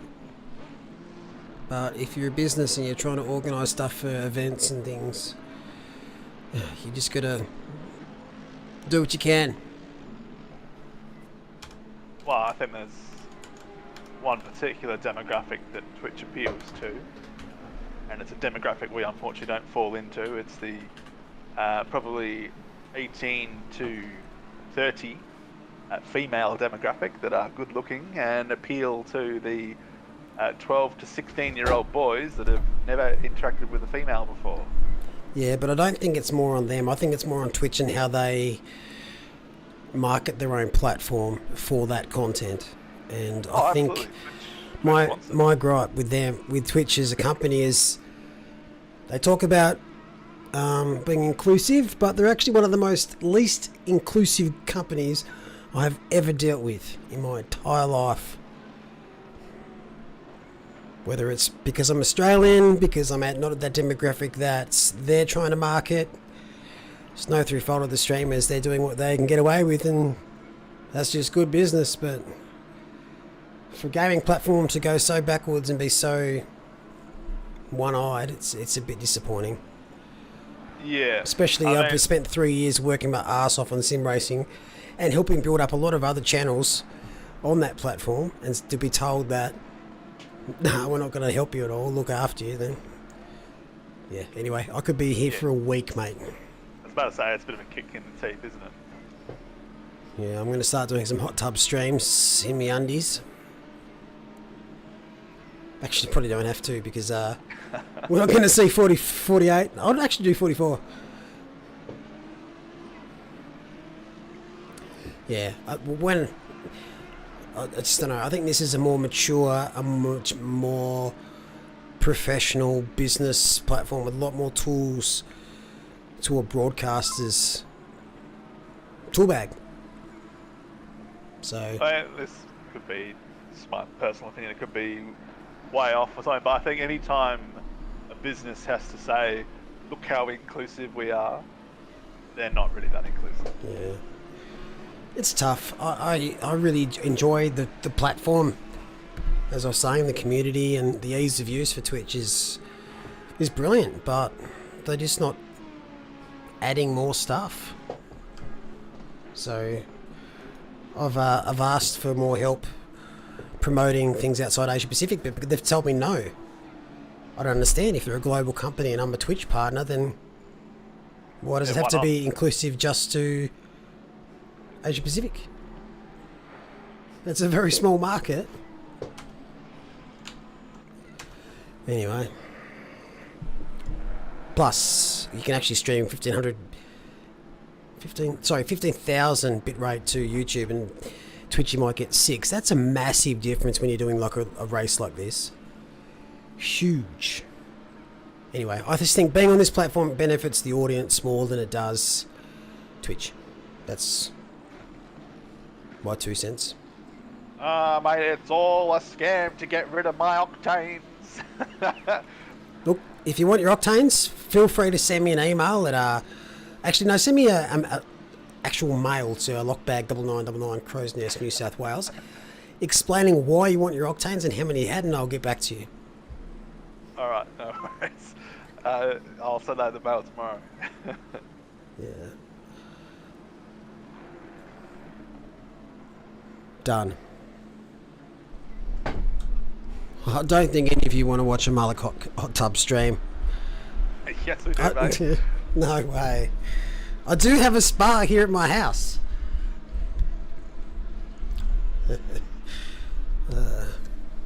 Sorry, I'm just trying to fix this bloody filter. Alright, so we've got a couple of debutantes in this split. Benjamin Hignett up to P5. I expect big things from this man. Very good. Very good. Very fast. Such wow. Car goes vroom. So yeah, Hignett's making his debut. Just checking who else has jumped in tonight. And Min, who's in the Honda for the first time, also making their debut, so welcome to you two. As Adini goes P1.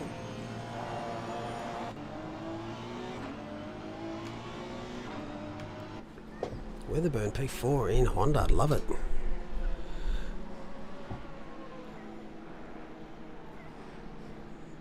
I'll turn out 100 for my hot tub stream.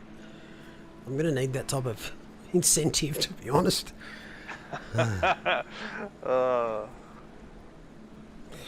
YouTube way better for discoverability.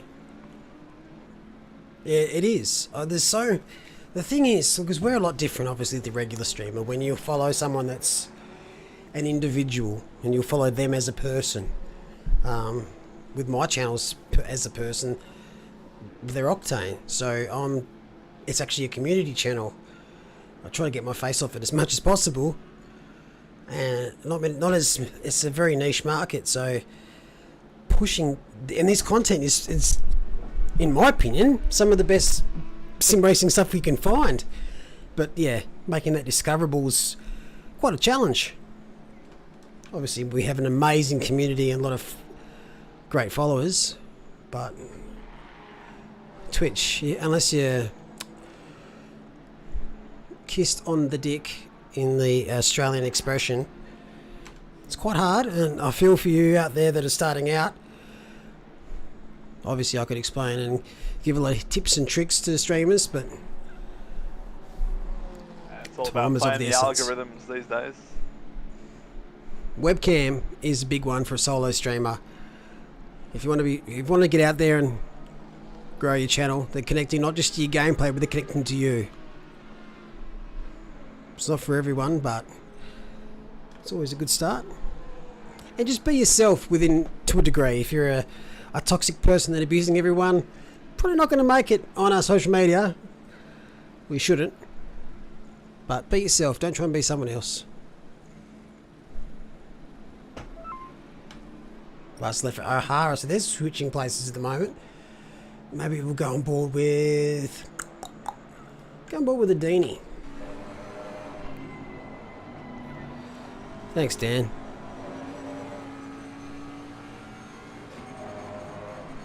Princey, no, you're on the right track there, though, mate.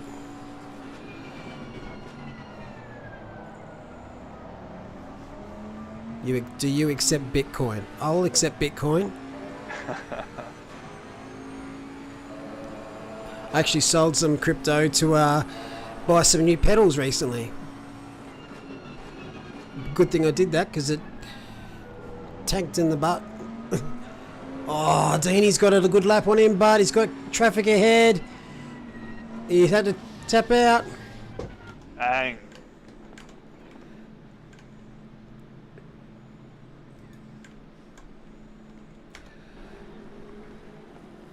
He's lucky that wasn't a race. I don't know why he's had to jump off track there, because maybe there was a car behind, but you've got to be careful doing that type of stuff. Yeah, that's it. You got to have fun with streaming. If anyone's out there streaming, you got to enjoy it. It can't feel like a chore.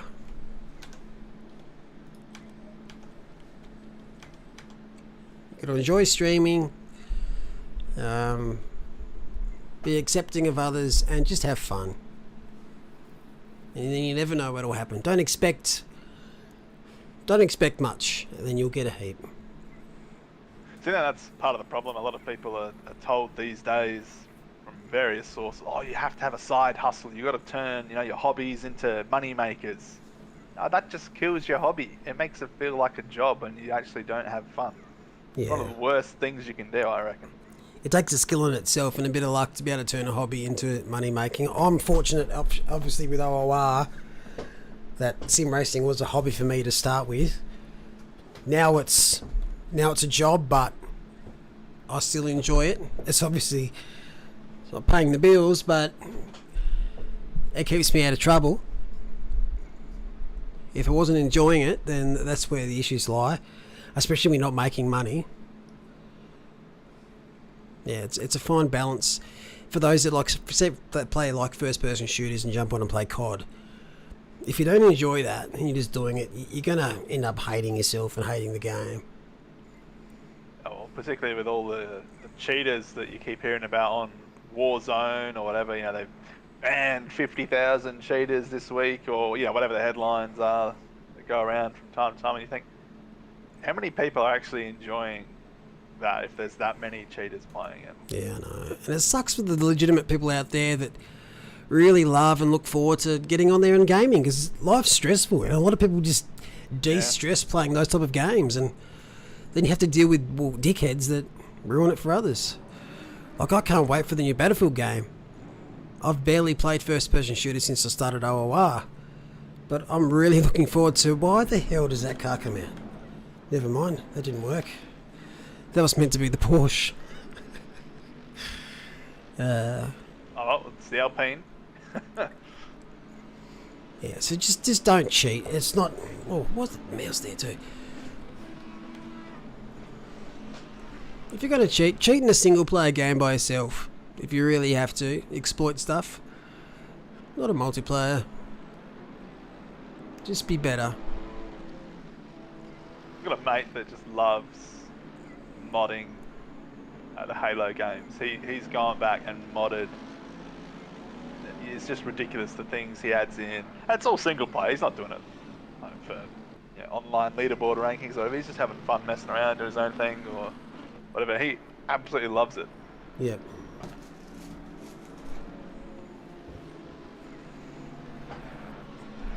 Oh, those are cool games to play. I've been bombing around in Outer Worlds lately. Just kind of my time to just chill. It's a lot smaller than I was expecting, though.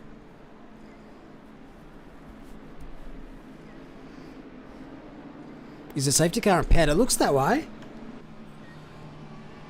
Or keyboard. Probably keyboard. Oh, no, not keyboard. It's probably pad. Yeah, pad. Because you can see the little fine twitches, little angles. It's either on or off for keyboard.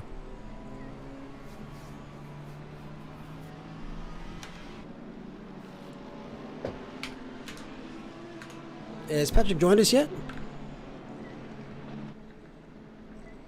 No, he has not.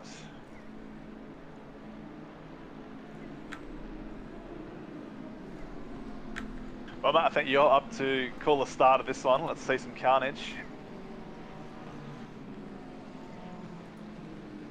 No dramas at all.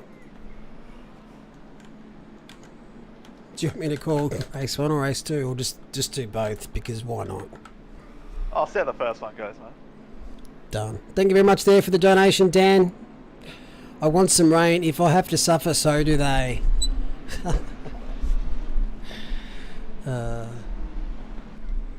Who was driving the safety car? Mazepin. Actually, I can't remember.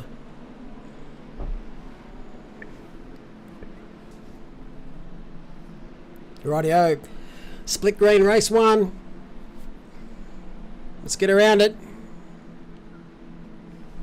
Green light, yellow again. Decent start there by all drivers. Get a nice run down to turn 1. The 3 wide going into turn 1 right at the very pointy end. There's a Mercedes and Audi. There's a Bentley. There's some contact, as you expect. Not too bad though. And the further back there's a Ferrari that is around. That is one car. The McLaren's had to take evasive action. Lamborghini and the Mercedes have touched.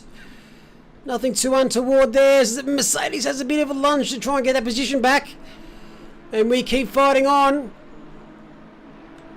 Skip back a little bit. Nissans are having a party here. 4 Nissans in a row. Conspiracy here. Godzilla. Nin Attack of the Nissan. up against it early. No safety car. Car 204 is around at the back. I think that might have been the Ferrari. I will suss that out. Kingston in the McLaren with Jerry. I don't want to say it too soon, so I won't, but this is Clean start. a race involving cars. No, I'm saying it. This is a great start so far here for Split Green. Curses are a myth. Oh, that's an interesting line there, Connor. You're going to be really struggling to pull that car up. And there's a little bit of a touch. And the Nissan is around. No, he saved it. Only loses a position to his teammate. And the Ferrari comes through. And there's a Jag. See, they still exist. But being absolutely mugged here at Kyalami. There's another Jaguar in the background. Eats some sand. But no safety car for lap 1. O'Hara leads from Debian. And there's a Mercedes that's just chilling in the wind. Who's that? I think it was car 87 started in the pit lane. It is Denny They're Lynn. lap down. Yep, just letting everyone through, I think. Oh, Actually no. nicely parked up on the little painted lines on the outside of the corner there. That was interesting. As we saw in Split Yellow, the battles are just throughout the entire grid. There's no rest for the wicked. Nightbite, I've already told you. I don't even know how you've been added.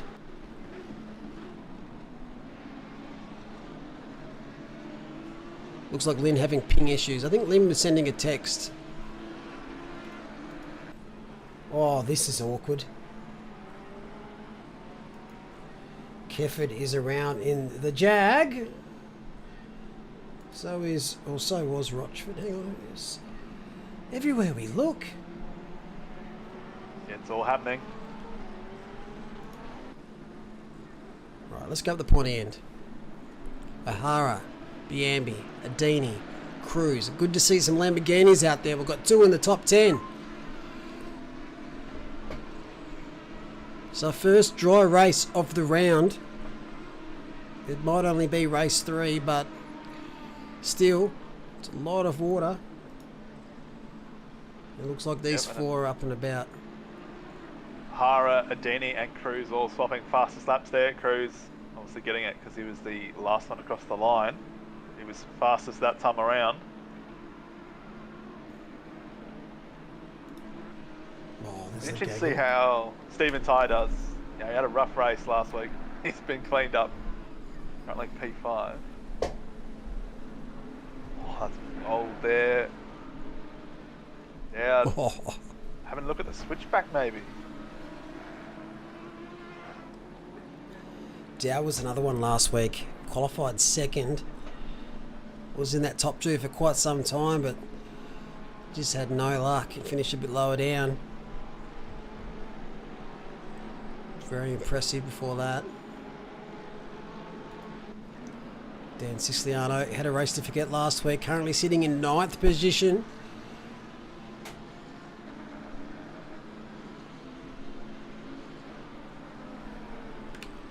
Must be very familiar with this circuit.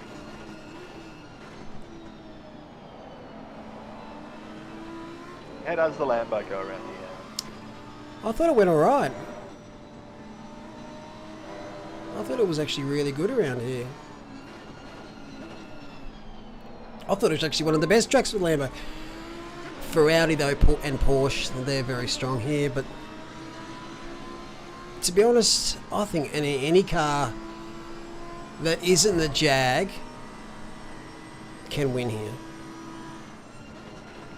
With question marks probably over the Honda and maybe Nissan Beamer. But I think the BMW got a race win last year here. Well, was that because it's the Beamer or because Andrew O'Hara was driving it? It wasn't just Andy that won. Pretty sure it was a driver in North America got a good win. Okay. Oh, Deanie right on the back of Biambi. Honda got a win in the rookies. Great to see as well. Nichols will prove you wrong tomorrow. Saw Kefford get a time penalty just a moment ago for a collision on lap 1.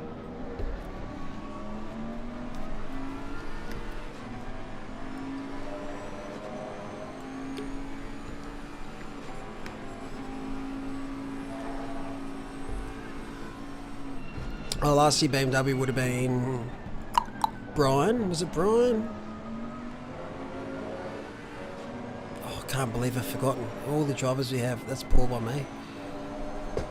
That's luck with them. As if you could forget just one driver when we've got thousands of them. Nah, I'll have to go find out. Oh, you can find out after this move because Adini sizing up Biambi into turn 2 here. It's not quite close enough though.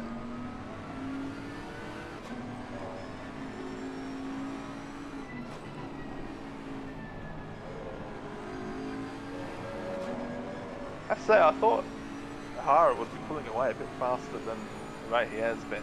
It's only been a couple of tenths a lap. Golzar. It's Hamza. Hamza Golzar was the driver. I swear he got a win here last year in the Beamer.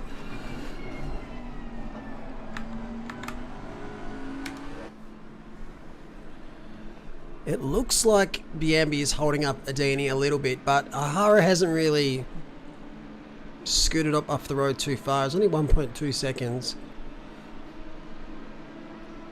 1.2 seconds after 8 minutes. That is close. It's good to see. Yeah, you love to see it.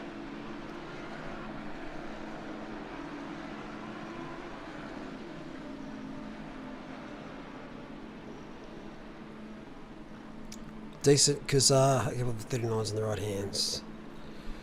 Which split are you in? Kazar? There's so many names that are different at Twitch. I would knew everyone Twitch's name to their OOR name. Have to learn a whole new set. It's probably Kazar. Your probably last name's Kazar, and I'm going to look like an absolute fuckwit. As Ahara goes 40.6. Yeah, he's just chipping away a couple of hundredths every lap, a little bit faster.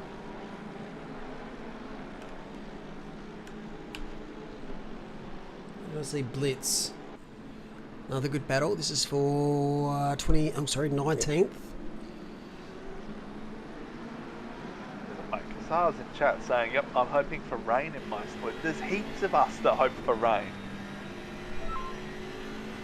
And those people are called crazy. All those that have said I can't wait for rain or I hope for rain have been added to a list. And it's not my Christmas card one.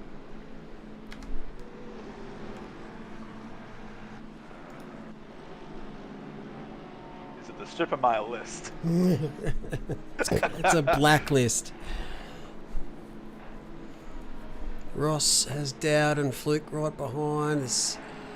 Haziq's got pressure. Pinchuk's got pressure. The Honda's got pressure into the fence just ahead. That could have been Weatherburn. Was Weatherburn or was Min?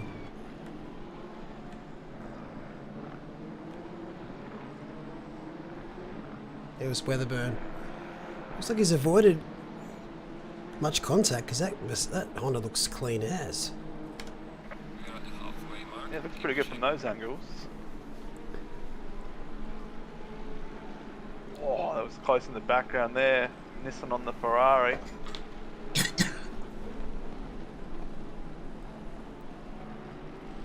we tick, oh, very wide there from Kyalami. So just pass half race distance.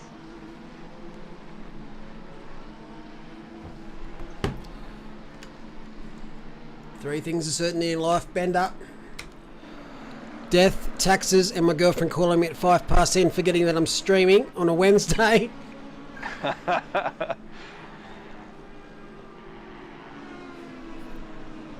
What, did she say she's home alone, mate? No, she wouldn't be because I'm in. No, I just finished his work. Coming over, my parents aren't home. Oh. Does that stop anyone visiting, Bender? I don't know, mate. Well, Siciliano's P7, chasing down our debutant in Hignett. So he's obviously got past Weatherburn, who had that off. Someone else must have had an off, because Ross was right behind Siciliano.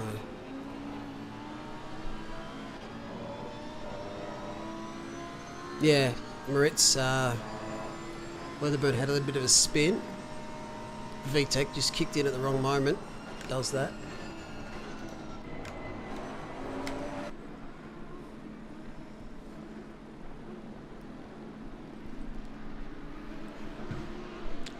Hara now 2.1 clear. Fastest lap of the race is a 40.6. That is disgusting. But Viambi and Dini both had 40.8s. We're seeing Cruz in 40.9. So those four are rapid here. The only four into the 40s.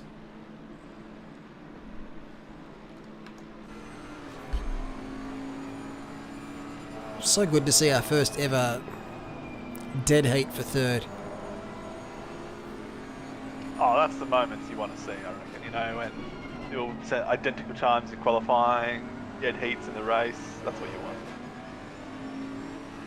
Of all the races we've done, we've had a couple of really close races, but it's never been dead heat in the race. We've seen a couple of qualifying sessions have the same time, but that's always ordered by whoever had set the lap first.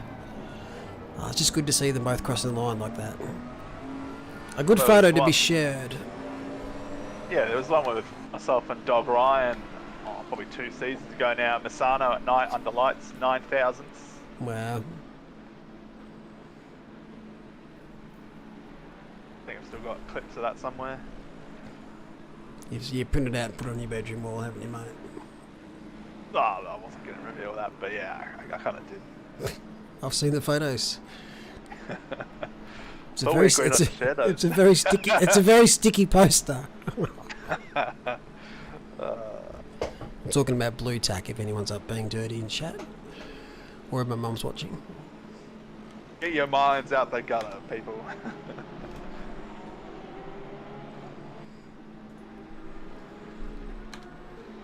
So the 12th man at the moment is Real Brits, 1.4 seconds up the road from Jacob Weatherburn. Just a couple of cars back from this battle in the Porsche.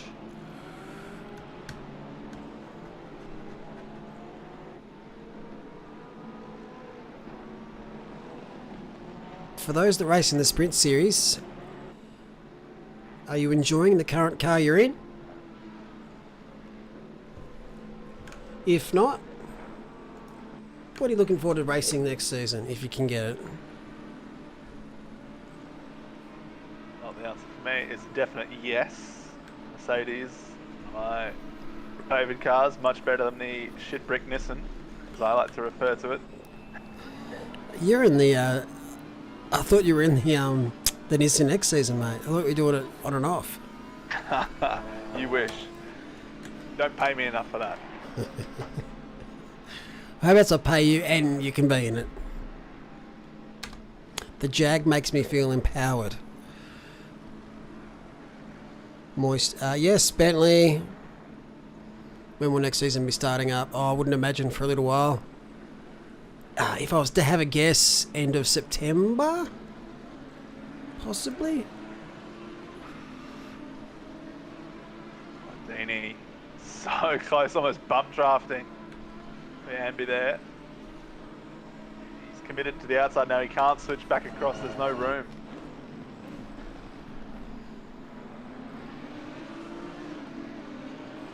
The Micro Machines view. Imagine if sim racing games only had this view. Honestly, Just Micro top down. Machines, that was a god tier game back in my childhood.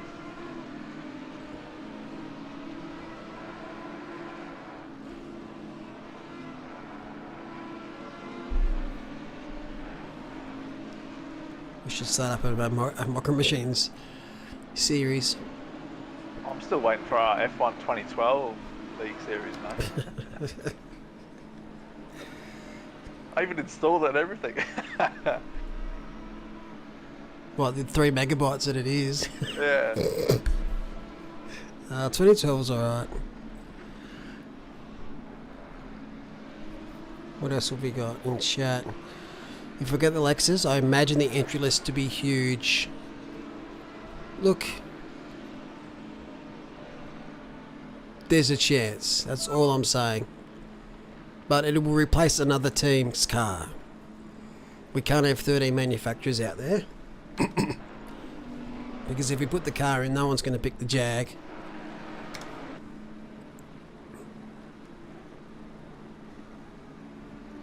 Oh, I mean, you could. You just have to downscale it to 3 per team rather than 4.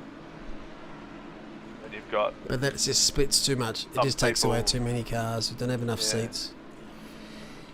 And we don't really want to have a third night. If the numbers were there and there was like a huge waiting list. But now we've got the rookies that kind of sorts that out. Or get rid of one. Imagine the scenes if I get rid of one of the OP cars, Bryce. Imagine the scene. Oh, why doesn't use Ferrari? What a joke! I could just see it. It's bad enough listening to the Lexus crap. If I was to get rid of one of the OP cars, it would 400% be the Porsche. I was about to say, get rid of the Porsche. Watch the raid comment flow in. Are you saying, Bryce, that the Jag is an OP? What is this?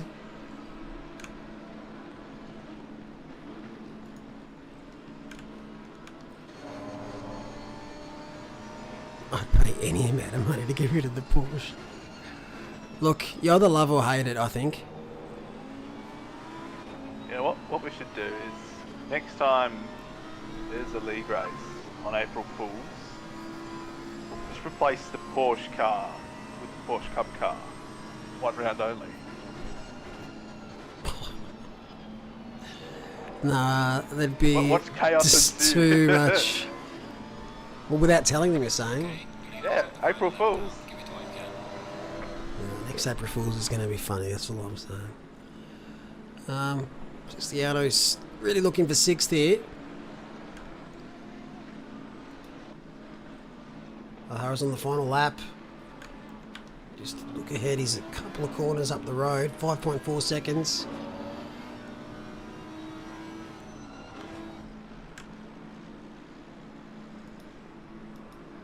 Those that do the Jaguar for a full season this season will get their first pick.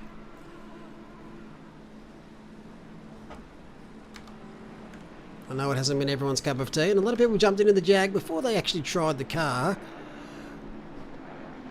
But it's been good to see it out there. Making a little John Farnham comeback tour reappearance. Jags get auto finals entry. Well, for Asia Pacific, there's probably only going to be 2 possible drivers that would have a chance to make the finals. For pro class this is, in Jag.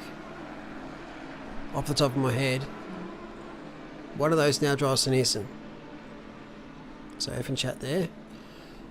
Yeah, that's a rip. Oh, this is close for the final lap. Biambi's just trying to hold off Adini. 3 more corners. Cruz right there, ready to pounce. O'Hara comes around the last corner for the last time. He's got to run on the outside. It can be done. There's a board just sitting there. Great defending though from Biambi. And there we go. 2nd Biambi, 3rd Adini, and 4th Cruz. O'Hara, sorry we didn't watch you. You were too quick. Type Yeah, winning by 6 P5. seconds there. Yeah, that defending cost them a bit of time. James Kefford, he's picked up another penalty on lap 7. He's had a rough night, or rough first race. Here comes a few more. Garbage man.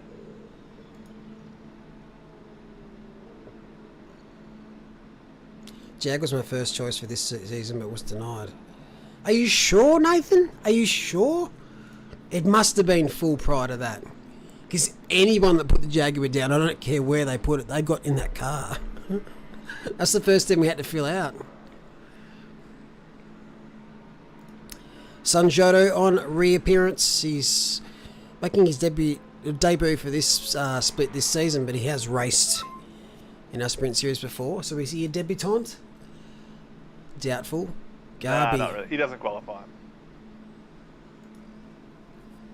Nathan is a... Yeah, no, we didn't actually... I don't think we actually ran the Jag in EU. So maybe that's the reason why you didn't get your first pick. Because I'm saying, if you did an Asia Pacific, you're in the Jag. You are locked in, you're in the boot. Me and P11 on debut. Yes, Mins, great debut in the Honda, and Hignett, great debut as well, P6. You love to see it. Do the top 3 AM drivers make the finals? No, not for the Pro-Ams, if that's what you're referring to. I don't know what we're waiting on here. Safety car, it says. Yeah, the safety car. Bloody safety cars, I tell you what. Causing issues. Do you also put milk first, then cereal, Bryce? Oh, who does that? Actually, can you write your name in chat? You can be added to Mullock's list. The only time your milk should be before your cereal is if you've got extra milk from the first bowl you've just ate all the cereal out of and you're topping it up.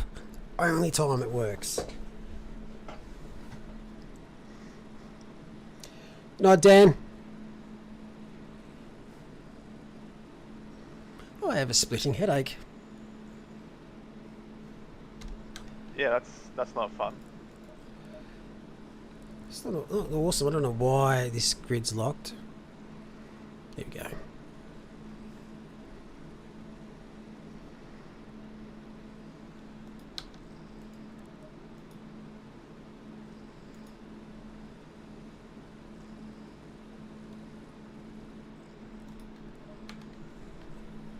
Green light. Go, go, go. Rightio. So qualifying 2 is not far away.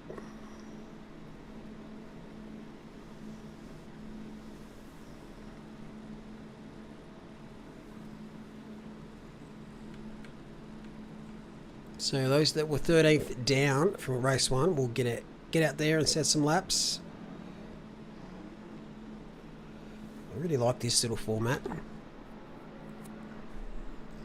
Yeah, I think it's definitely been a nice format change.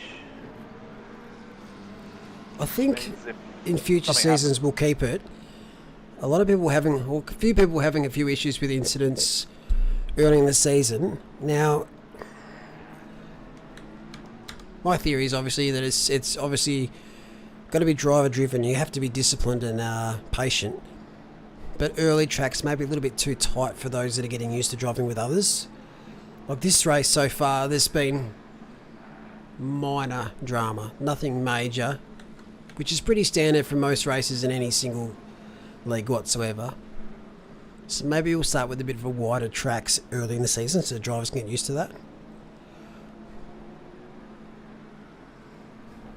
Oh, I mean, personally, I'm more a fan of going the Battle Royale Survival of the Fittest mode. I think we should just start it somewhere like Masano or Zolder.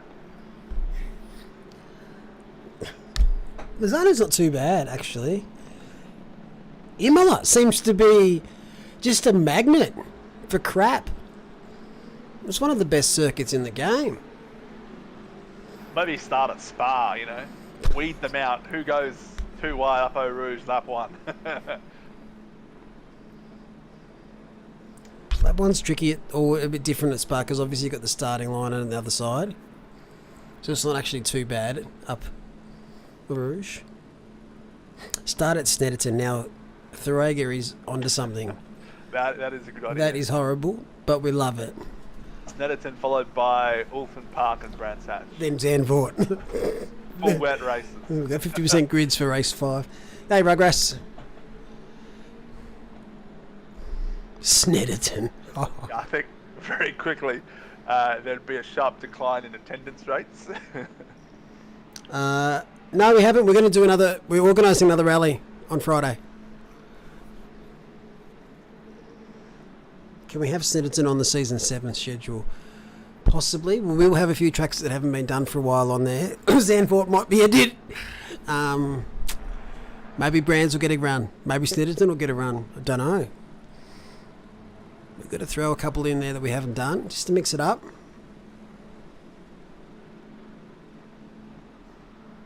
So you just tell me where you're going to miss Thurega, and I'll make sure I put the tracks that don't favour you there.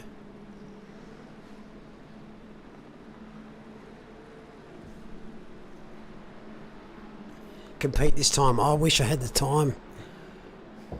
I missed the first. I decided on the first rally, but they got a new set of pedals, so I didn't really want to just go out there and bomb around on a new set of pedals. And obviously, the last rally I'm doing it, I've just been too busy. Too busy playing AMS2 on the off time. Now that's a fun game.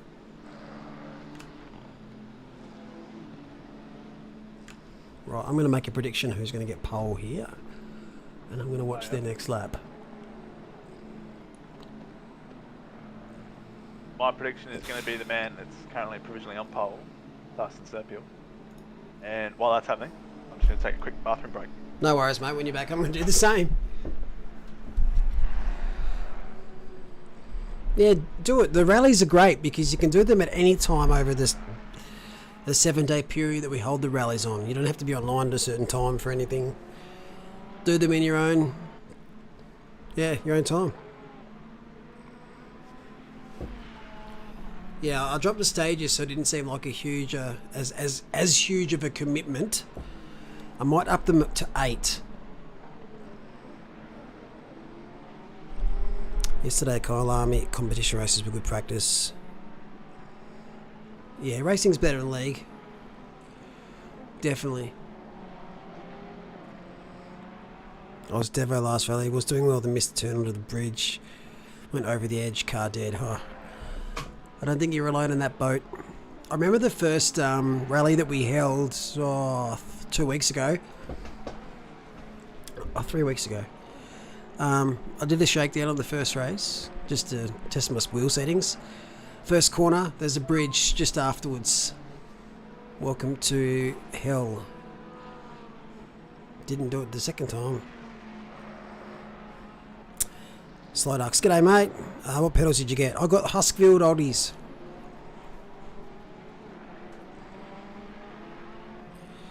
Rally with an F1 wheel is whack. Yeah, I only really owned Formula styled rims since I had my last Logitech wheel. But recent times I got the BMW add-on. The GT3 style wheel. It's incredible for rallies.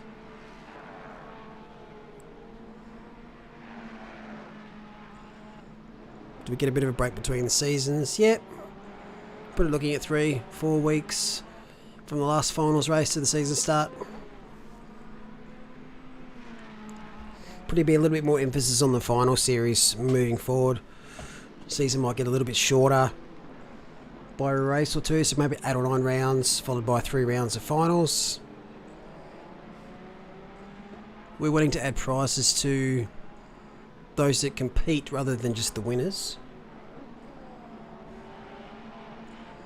GT2 wheel's pretty good. Yeah, I'm really enjoying it. Plus I've got my shoulder injury that I've had now for 3 months or 4 months, and using the Formula rim and not being able to feed the wheel, I just couldn't do it.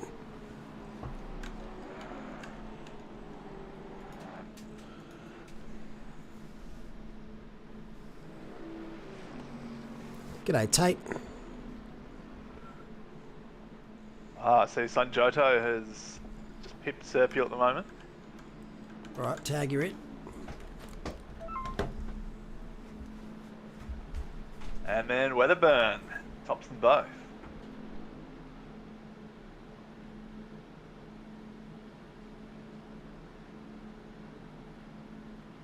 So 35 seconds left here for the reverse grid qualifying.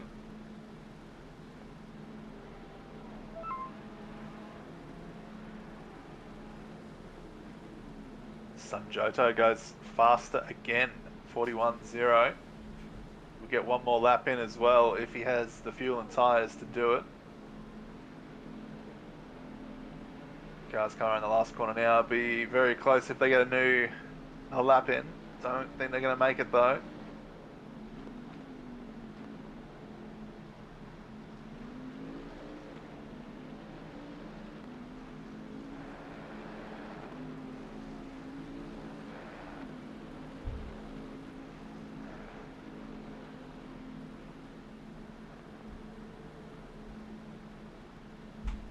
Yeah, those bridges in the last rally in Argentina, those were brutal.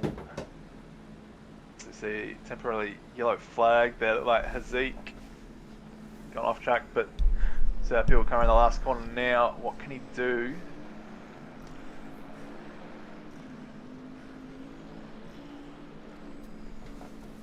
Stays third, so that'll be 15th for Tyson.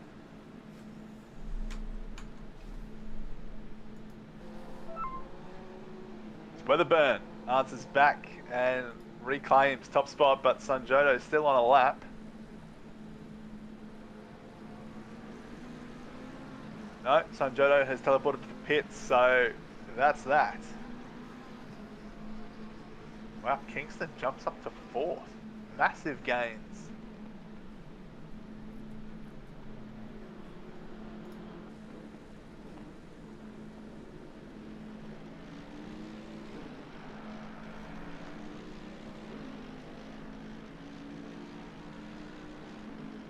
And then crosses the line, stays P10. So there you have it. There's P13 onwards for our reverse grid race.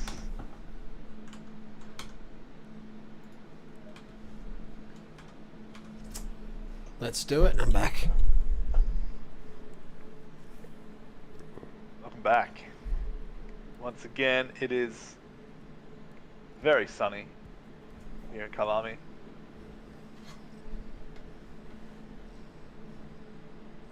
Not happy with that? Well, you know me, mate. I'd race in the rain every week if I could, but obviously that's just me.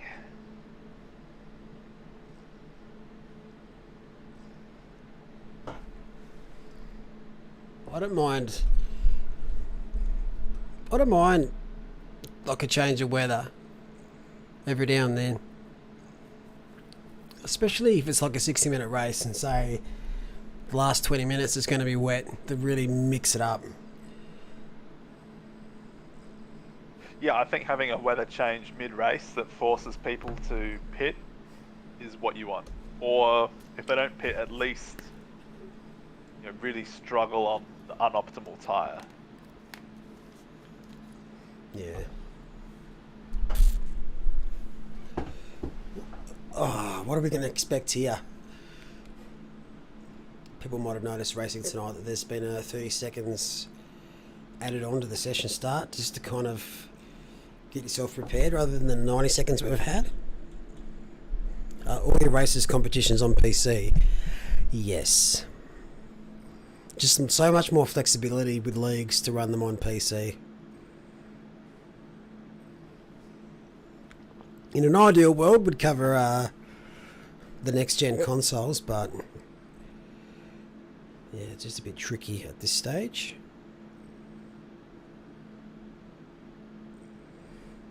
I started on console. Oh, it's hard to say. I think I had a PC first, and then consoles came out, and you get onto console, and then you get some money eventually, and you get your own PC.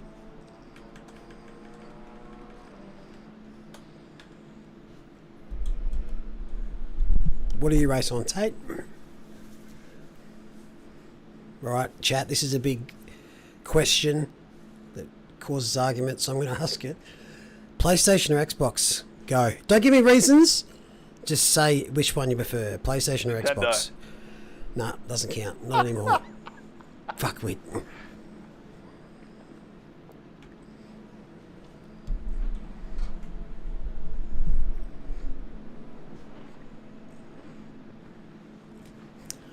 Oh, I was expecting no decent answers. The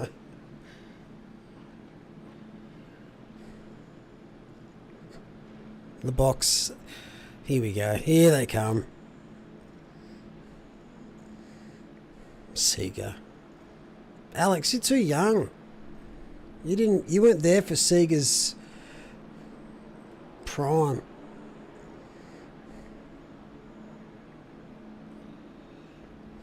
My first console was a Super Nintendo. Then I got a Nintendo 64. And I think it was... Oh, what came first? PlayStation 1 or Xbox? I think it was PlayStation 1. Xbox. PlayStation 2, Xbox 360, Xbox One, PC, PC, PC, PC. I'd love to own all the consoles and have them on my shelf here. Yeah, it'd be nice. I want to know if someone has gone, say, PS1, Xbox 360, PS3, whatever the fourth Xbox was, and then PS5. Like they've yo-yoed between them. Oh, I doubt it. I think once you kind of start on one and you commit to one, Yeah, you've got your whole account with like your achievements on there or your gamer score. That was me with Xbox. I've got 3 other brothers and we all had an Xbox and we all played Halo. And from there it kind of just sort of stuck. I didn't have the money to get both. I never mind both. Like, I enjoyed both. I liked the Xbox controllers when Xbox One came out. I hated the ones for... No, 360 went bad as the original Xbox controllers were like massive. It's like holding someone's head trying to play. And PlayStation controllers have always been really good. Yeah, I'd say the PlayStation's probably had the better controllers, but with the exception, I'd say that Xbox has better triggers. Yeah. I like the way the Xbox controller fits your hand these days. And you can throw it a lot better. You get more leverage when you're playing FIFA. Just bounces off the wall nicely, you know. Am I calling this or you? Pass really well. Who's calling it? You go for it, mate. Alright, race 2 here, split green. So this reverse grid for the top 12 from last race. It's going to be dry. Will it be clean? As we wait for the lights. Still waiting. Thank God we actually started. Oh, BMW squeezes the Mercedes on the outside. That was cheeky. Very cheeky. Gonna go 4 wide. Every time we say that, something bad happens. Oh, the 3 wide is even worse through here. This is a horrible part of the track. Navigating it okay. And there's a bit of a drama in the back. Looks like one car's had a bit of a spin. Yeah, Lynn, 87, he's around. Bentley's ahead going too wide. Oh, bit of a dive there. Not too bad. Not too bad. It's all quite orderly in the end. Everyone sort of just slotting in eventually. Some people having to give up rather than wanting to give up. Just gone ball with Hignett on debut. O'Hara's dropped back to 15th. So something's happened there. It won't take him too long to move back up as the Lamborghini of Siciliano touches a bit of cotton. Oh, too wide here at Cheetah. Oh, they've made it work though. And background 2 Nissan's doing the same. You might have just been unlucky, Andy. It looked like there was one line around the outside of turn 2. It went onto the inside of turn 3 and they all just checked up because someone braked because there was pinching 3 into 2. So that might have just been what caught him out. And a few others out as well. It happens. Sometimes you've got to give up a place to gain a place. This comes with patience and race etiquette and awareness. Brits leads and not though. Getting damage. And not getting damage. Split green and no safety car. Split green. The most eco split. Excuse me while I have some painkillers.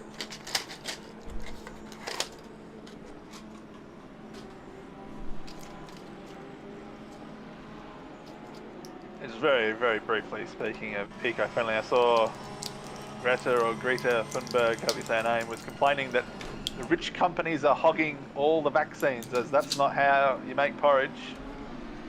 The Audi, or the Porsche, Beamer, and the Mercedes there. Dowd just pushing him through the corner, and I think he gained a position from that. The car that he's I punted. think Fluke gained a position. Yeah, the one he punted. So come on, there's a spot for you. Take it.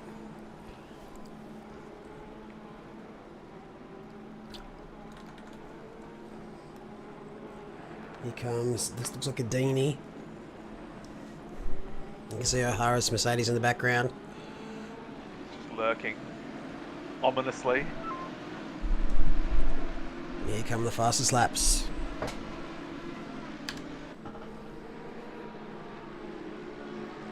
Who's that? Siciliano is going to look at the inside here at turn 2. No, he backs off.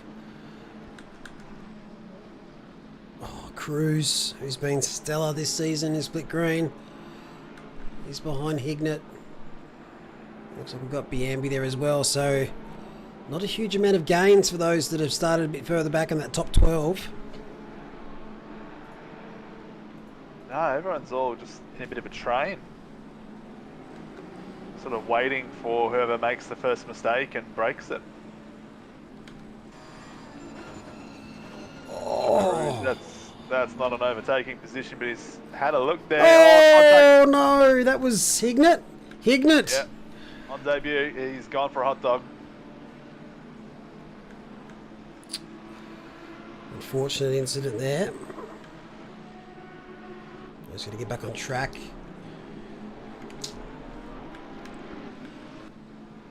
It's better say, been very impressed with the debutants. I'm not sure how much at fault he was there. He just lost the rears a little bit and then made contact with someone with him, I think. I'll watch it replay back in a second. Hey Malak, how's the shoulder? It's okay. It is what it is.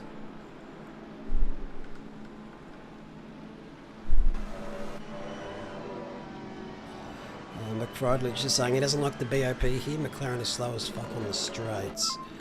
Surprisingly though, the BOP here is one of the better ones. The BOP.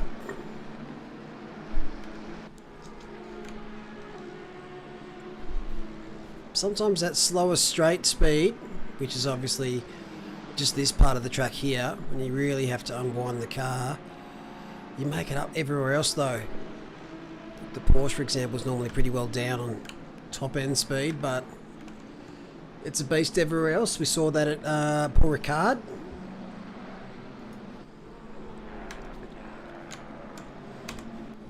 Wow, Brits, this would be great.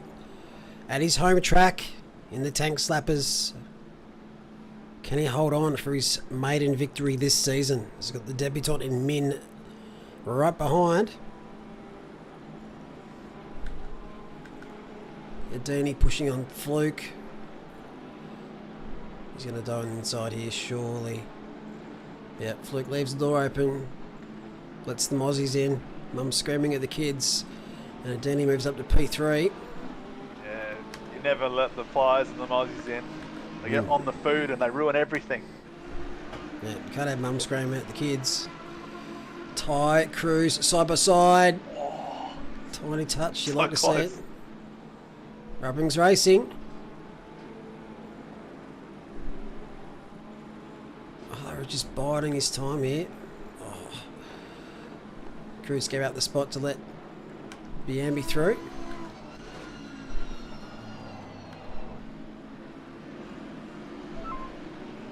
When I see O'Hara take a car out and make a mistake, I think I've seen everything in life, but I'm definitely missing that off the bucket list.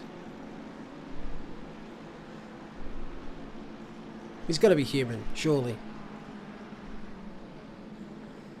I don't know, has he ever had a penalty? Dunno. Surely. Where's Cam? Get Cam to have a look through the records.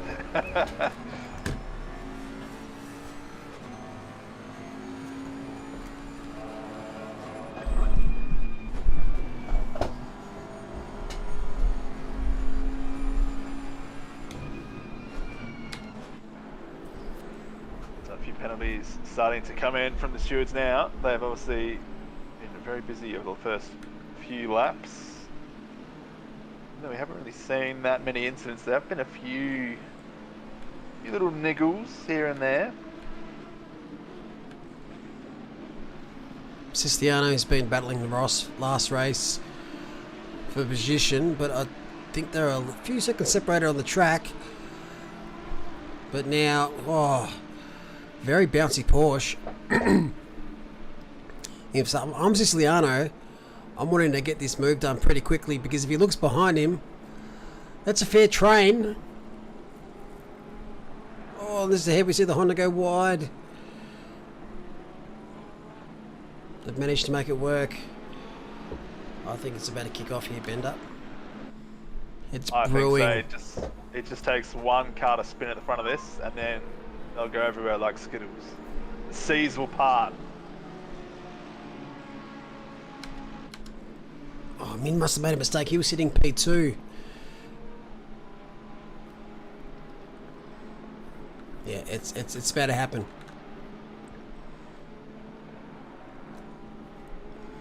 Oh, Min! It looks like a Lamborghini's contact. Siciliano's going to have a look on the outside here of Cameron Ross. It's a horrible spot to be, though. You can really fade out. Gets the grip. Oh, what a little pack. There's a touch, and there's a spin, and it's Min, and O'Hara's been involved in that. Honda collide. You could just sense that was coming. Just starting to see too much impatience. A few little mistakes.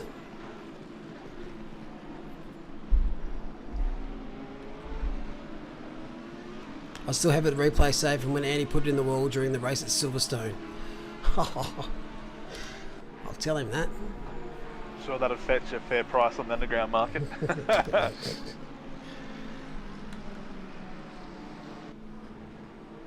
Yeah, we've had a request. We haven't had one so far tonight, actually.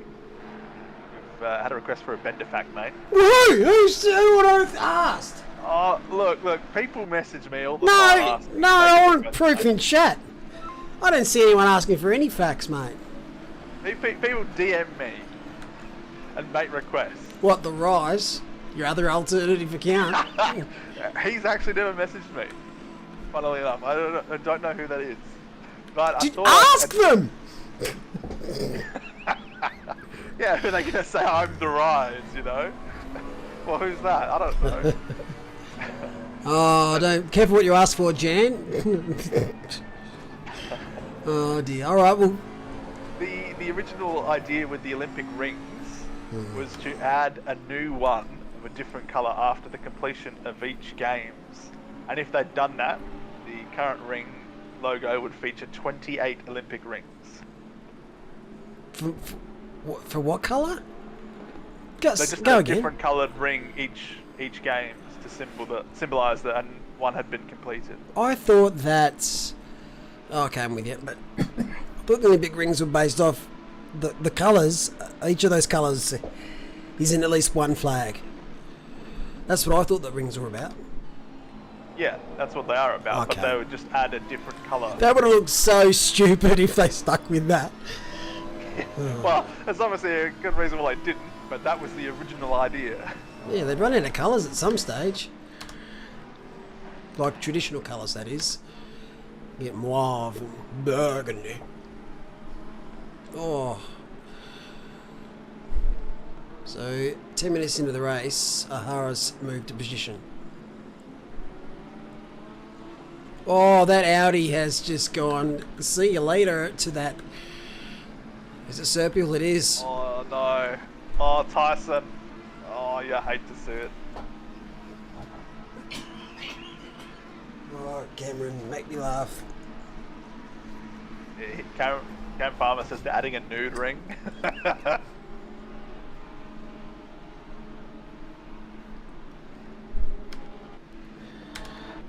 No, it's quite funny. Don't know how that would work, but looks like Adeni's moved up to P1.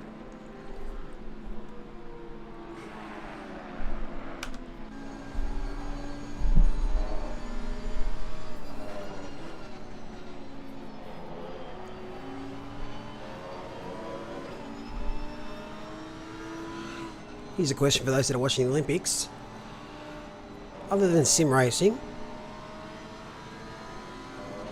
what is a sport? How do I word it? What's a sport that you've been watching the Olympics, or you normally watching Olympics, that you don't give two shits about normally? Mine has to be swimming. Beach volleyball. I did watch beach volleyball today, actually.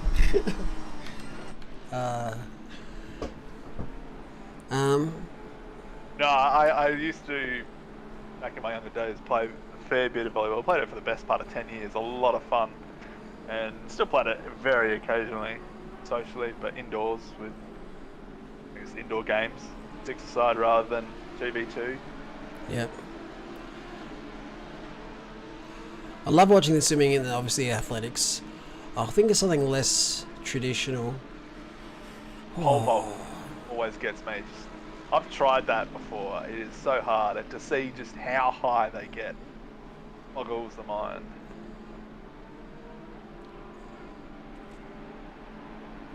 I won't say basketball because I always watch basketball.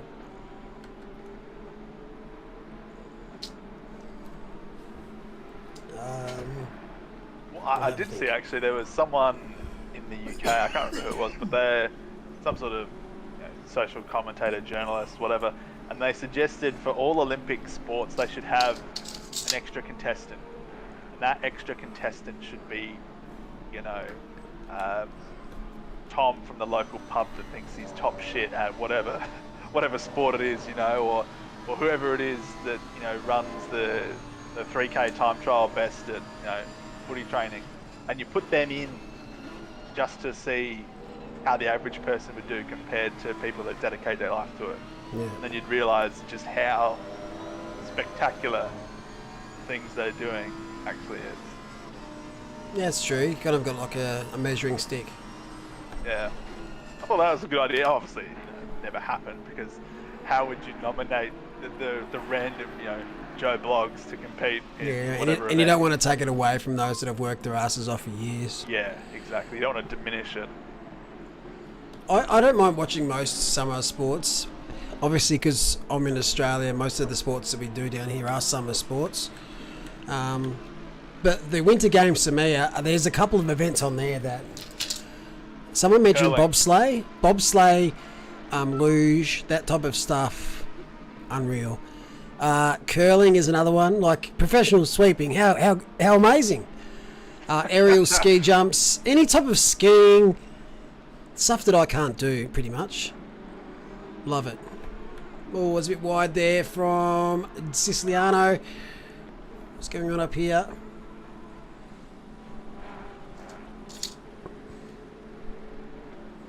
But I watch most sports. I'm not a huge tennis fan, but every time the Australian Open's around, I watch nearly every day. It's good background sound as well. It depends who's playing. And for me, I can't stand Djokovic. Yeah, okay, he's a marvellous player, but wow, what a garbage human being he is. Tell him how you really feel, David. Mate, we'd be cancelled on stream if I said what I really feel. Whisper it in my ear. No, don't. don't. Taekwondo's good. Oh, that's the one I'm thinking of. Fencing. Like, what on earth is that for now? Obviously, back in the day, fencing served a purpose with sword fighting and stuff, and it seems like a very white person privileged sport that you play when you're rich and living in a castle. I'm not sure if that's true. That's me just having a random old stereotype, but yeah, I don't know. It's just a very strange one. But I love watching it.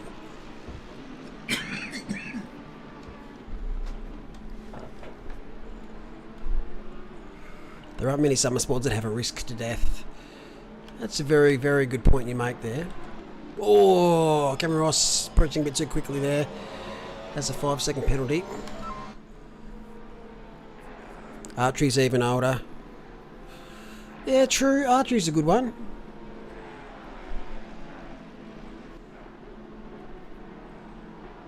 but you can still probably utilise a bow for hunting. Like a lot of people go hunting with a bow. Whereas fencing, I don't think you're really going to go take a sword. I know they're not using swords, but that's what this practice is for. Equestrian, people go horse riding. Medieval reenactments, you know. Oh, a bit of a sin. Doesn't make it stick though. Equestrian's similar, yeah. But again, a lot of people live on ranches or farms, especially in like the States, and use horses to get around rather than buggies. Jousting would be a good one to bring back. Oh, jousting. Jousting. Shanking. That's a great idea, Ducky. They should bring shanking, a prison sport, to the Olympics. Professional shanking. You seen the GT? Oh, I haven't looked, to be honest, Raggy. I just thought that was very quickly thrown together. I should suss it out, but yeah, I don't know how you do an electronic sport with baseball. I think sim racing should be Olympic sport, because at least some of that skill can transfer to a real life thing. Oh no! Oh, that was never going to stick there. O'Hara. No, sorry, it was Lucas Stout. I mean, they can solve that by just having an esport Olympics or esport World Championships. Hey, that is a fucking ripper of an idea. Why can't they do that? That is great. And then you can combine all your different things. You get your FPS games in there. You get your simulation game. Mate, I think that's brilliant, because you're not trying to step into an area where it's traditionally not, and then you can have your own thing where other people don't have to step into your area. I think that's a good idea. Keep it separate, like the X Games had their own extreme sport thing. They did eSport Olympics this year. I don't think stuff like skateboarding or whatever should be part of the Olympics. Which one? Skateboarding. I don't think that should be. I mean, look, not taking anything away from the athletes that do it, but I don't know. It just doesn't seem like an Olympic sport, you know. I think maybe it should just be cut it down, scale it back a bit to more traditional things. I mean, basketball, soccer, rugby, are those Olympic sports? Do they need to be? You got, you know, Rugby World Cup, the FIFA World Cup, Basketball World Cup. You got those events. Do you need them at the Olympics? I think that I can see why they're a. Well, basketball is one you can, because basketball doesn't really. Oh, it's been pretty traditional Olympic sport. There's too many national competitions that, like, the NBA is better than the World Championships sometimes. I think those type of team sports do, but I do agree with skateboarding. It's a bit. Again, I don't want to come across negative and taken away from the talent that they have, because I've tried to ride a skateboard and I'm hopeless.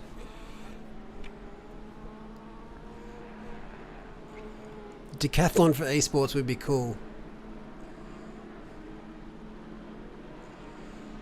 Yeah, so you could have, you know, a virtual fitness event, you know, maybe like a cycling virtual race or something. Then you could have, you know, an FPS round or whatever, you know, a MOBA round, something like that, a sport round. You can have all sorts of things. It'd be great to see, I reckon. Great. Yeah, it'd be cool. I'm all for it. Oh yeah, horse events. Also, we said they're tough on the horse as well. Probably more horses die in Olympics than bloody people, which is sad. Maybe, I don't know if that's a fact, but it could very well be. Well, you don't hear of many people dying during the Olympics, so you'd think that the horses would, you know, be the ones, unfortunately. How come skateboarding is an Olympic event, but snowboarding is? I don't think snowboarding was originally in the Olympics,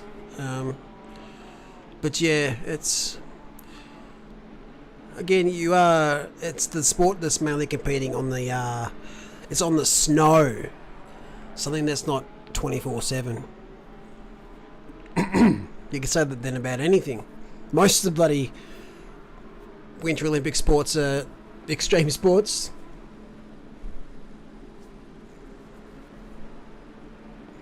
Wii Sports World Championship.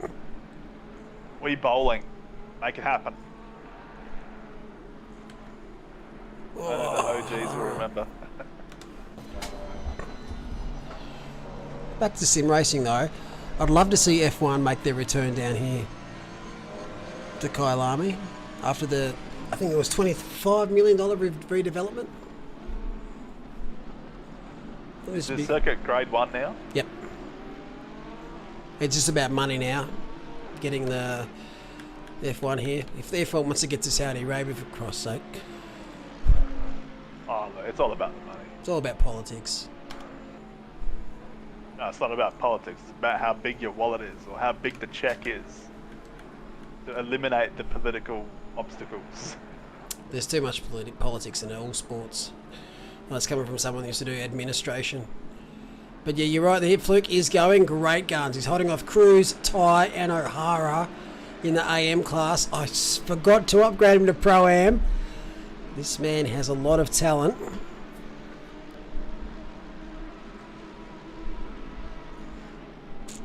But well, at least it was something a bit more closer to what we're doing right now. Can Fluke hold on for 15 minutes? If he does, this man needs a medal, speaking of the Olympics. Can you see Adini's gap of 8.4 seconds? He's shot out of here. I think Adini's got this one in the bag now, barring a mistake. I don't think anyone's going to be able to catch him. Yeah, he'd need to run out of fuel, I think. What a train. It's a good train, solid train, 10 out of 10 train. Oh, okay, here's a question. Out of Fluke, Cruz, Ty and O'Hara, who's going to finish P3? I'm going to say Cruz. Yeah, I mean, he's the most likely at this point. Yeah, but you guys picked the wrong one last time, so you have to pick one. That's not what I picked. I don't think he's the most likely. I think O'Hara would be the most likely. He's got the runs on the Cruz board. is the most likely at the moment because he's got track position. But this is just screaming, you know, never bet against Tom Brady. The shade you just threw at Fluke. Oh, that'll help. Oh, touch. Never They've mind. touched Martin. There he is. O'Hara's third. There, he's done. Oh, fuck that then. That just ruined everything there. Anyway, O'Hara's going to finish third. That lasted a good fucking 2 corners. That's where I was going with it. I was saying, well, look, you never bet against Tom Brady. You never bet against Andrew O'Hara. So. Don't know whose fault that was. Zaccato says, I've got faith in Fluke's defence. That aged well. So I think Cruz is probably going to be looking at the steward's office. And O'Hara said, thanks for coming.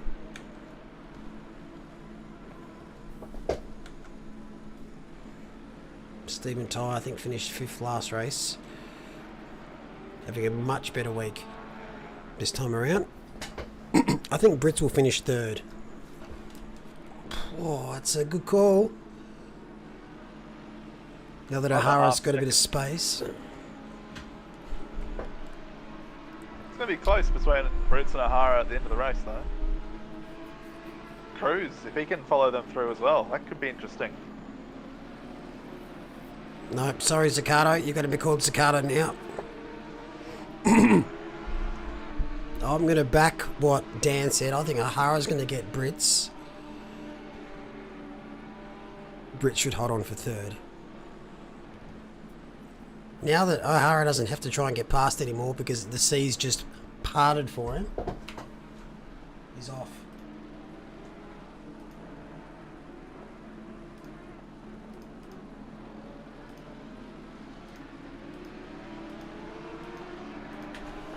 Right, this is what his last section of the... Well, hang on, we might have to stay on board with this battle. Audi on Audi. Stephen Ty has a look. Has a dummy. Sell some candy. No dice.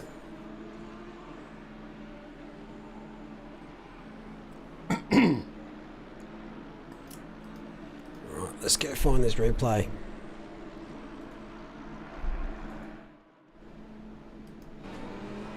This is from O'Hara's view from that last lap. Fluke's P3 at the moment.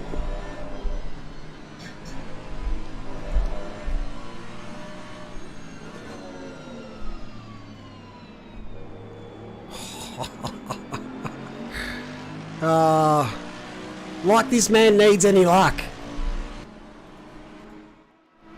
You make your own luck. That's exactly right. You definitely do. Put your car on the right spots.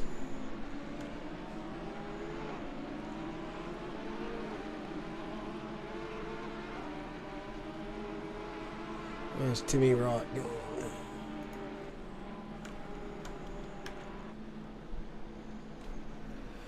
Siciliano's down to 27th. I'm not quite sure what's happened there, but there's go. Cruz has picked up that 15-second penalty. We're expecting that. Really unfortunate there for Cruz and Fluke.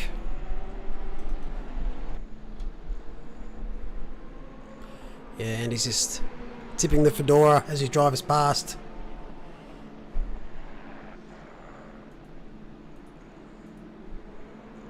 Fluke isn't too far off this battle. 1.7 seconds. Just suss it out in a sec.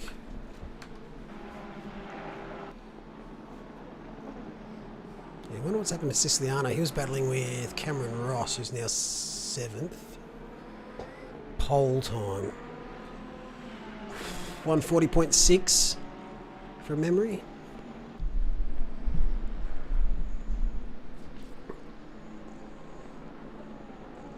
Bit of a dummy there from the Porsche. He's going to go deep. There's no way around on the outside there for Bustold. He had an incident with Cheetah. Yeah, that'll happen. That'll do it. 9 times out of 10. Flick was meant to be upgraded last outing.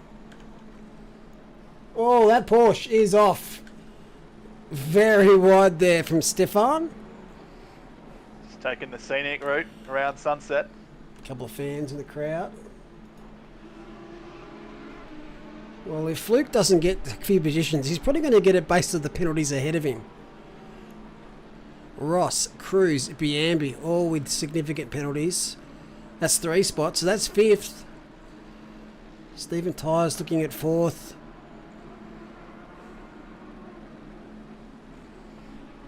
You're too quick, John. Oh, that's Kifford. Cheetah won. I don't think Cheetah's lost the fight. Undefeated. It's like Floyd Mayweather.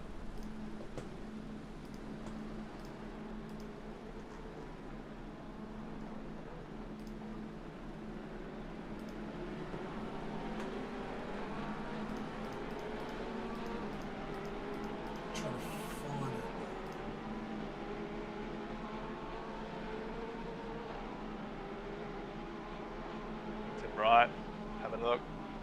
Blitz in turn 1 here. He's also got Nguyen and Beach Told having a look as well.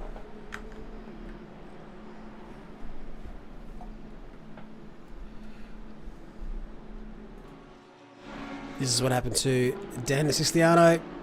Rears on the exit, bang! Oh, that's a big Huge hit.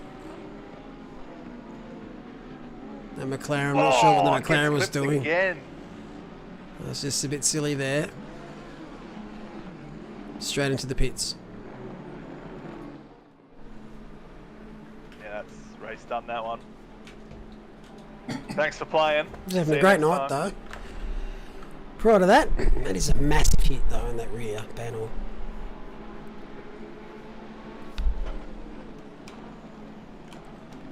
Oh, bang, thanks for coming. Blitz left that door open and right, didn't need. Oh, gee whiz! What's going on here? Bit of wheel banging on the straight, right? It's on the grass. What is You won't be going happy on about there? that. Oh, look at this behind them. Well, we're going to see more cheetah sadness. Stop. Leave each other some width. Stop coming back across the track. Oh, and then the cheeky flag. Oh, Oh, dear. You don't do that. No. 2 rights don't make a wrong there. We've got stewards for a reason. Call your number.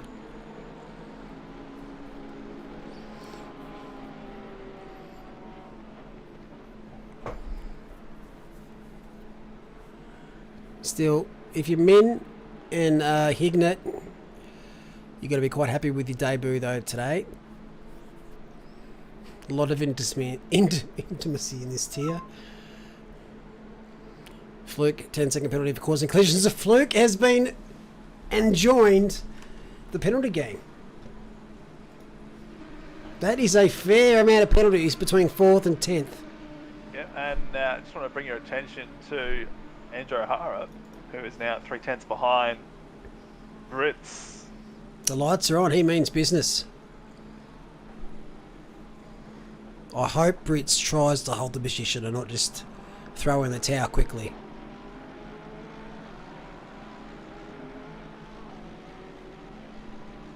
Might not So have any choice what here. goes through your mind when you see someone behind you that's got their lights on and it's, you know, middle of the day? I'm fine if they're not flashing them. I think it's funny that they think that gives them some sort of psychological edge. I don't think it's a cycle. I just think it's maybe for their own mind. Oh, that horse looks tiny there. It really does. No, he's having a crack. He's got to defend. The exit here, he's gone very deep. Geez, that Porsche holds its line nicely.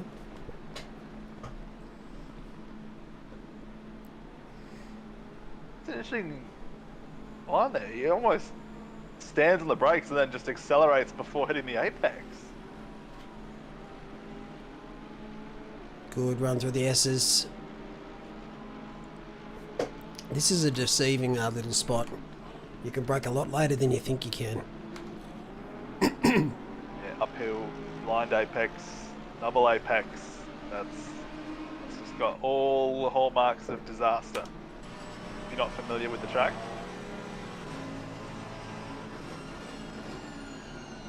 They'll try to switch a little. No, they won't have any run there.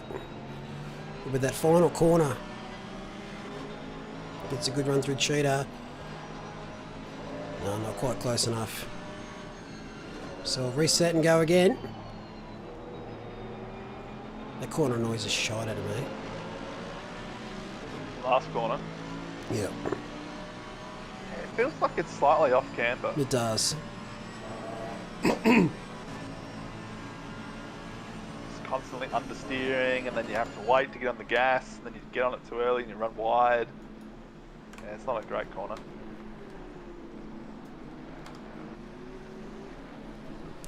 Bentley in a Nissan sandwich.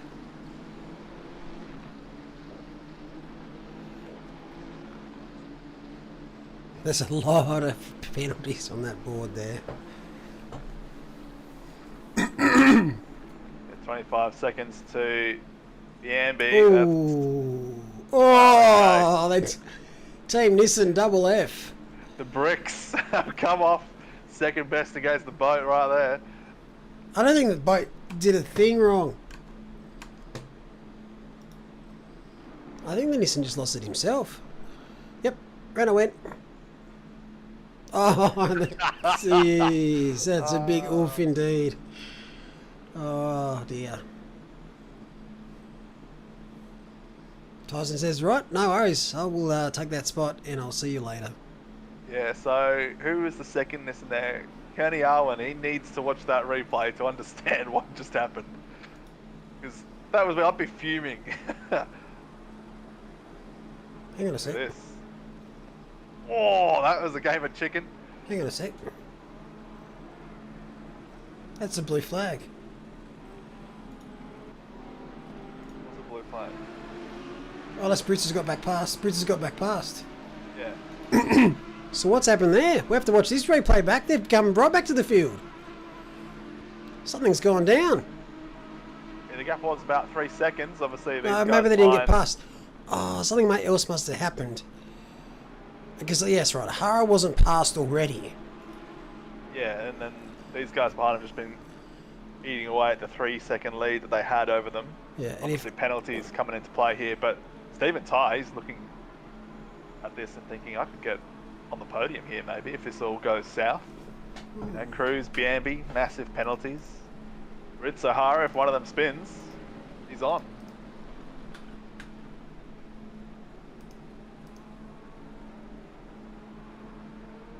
Just check the replay.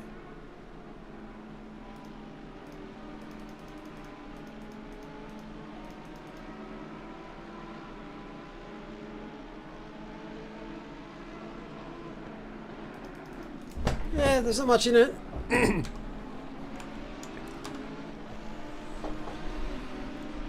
Just before Brits has come across Cheetah to tuck in his line, and Harris had to check himself up, but I don't think that's on Brits too much.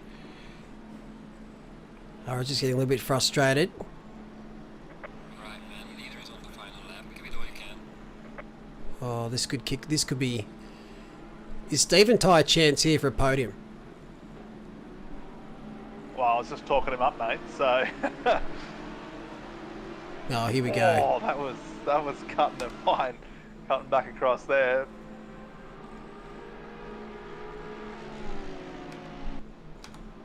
Yeah, not much Brits can do here.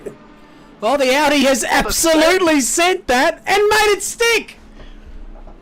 That is a mega overtake. I'm loving that. Hello, operator. I'd like to report a theft. Oh, what a mugging! He just absolutely mugged him. Brits still doesn't know what's going on. What an overtake. Love it. Have to watch that one back. Brits is not careful. He's going to finish 6th before the penalties are handed out. Of course, the last lap, Odini just cruising around. Sorry, mate, but you're that far ahead. We're watching this scrap here.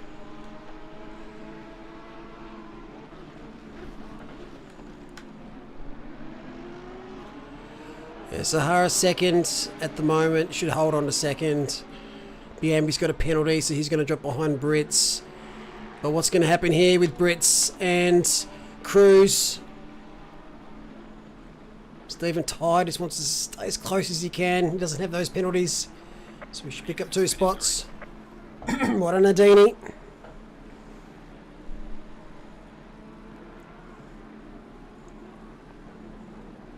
Brits defends nicely.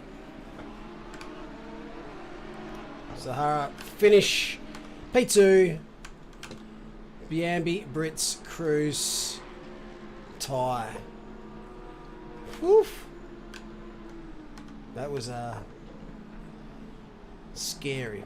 Ooh, bit of a battle down here. Watch this one. Battles everywhere, mate. This has been going for a while. Blitz, Signet, Yuan and Beachtold. I feel like Wright was ahead of these guys at some point earlier in the race. Overtake of the night, maybe. Oh, you love to see it. It's got to be the Aston from Split Oh Yellow. yeah, Pottas was great as well. Not even on the screen. Shit, wrong screen. Different postcode, that one. Rochford P21. Convoy. Pinchuk. Lynn's in the pits already. Bushel. And Siciliano, who had the big contact after Cheetah. But finishes off the race. Still had a good night though. Just couldn't quite avoid Cheetah.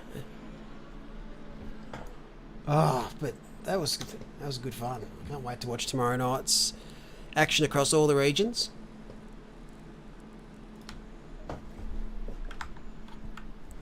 So yeah, we've got either Kieran Potter's overtake from about 13 kilometres back, or Biambi's overtake, which is a very opportunistic one.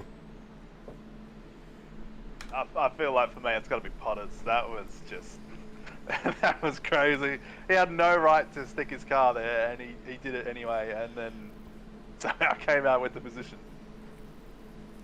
It was, yeah, there was nothing dangerous about it at all. I think the car ahead was well aware. I think that was Vecchio, perhaps. And yeah, just thanks for coming. He just turned up the braking zone and was like, oh yeah, I'll have that. He's probably still wondering what happened. Much like Brits there. But anyway, thanks everyone for joining us tonight. It's been a pleasure. Thank you, Bender and Franco before. No worries, mate. Thanks for having me. I'll see you in the car on TeamSpeak tomorrow night. Yes, I'll bring you some more Bender facts during the race. Which one was your favourite from last week's race? The one where I disconnected from TeamSpeak. No, I can't remember, to be honest. Donington was a blur. Yeah, that's true, it was. Alright, thanks mate, I'll talk to you soon. Alright, see you soon. Have a good night, everyone. Thanks chat, thanks for joining us tonight. We'll be back again, as we said, tomorrow night for Asia Pacific Blue and Red, followed by Europe and then followed by North America. Have a great night, stay safe, and we'll see you next time.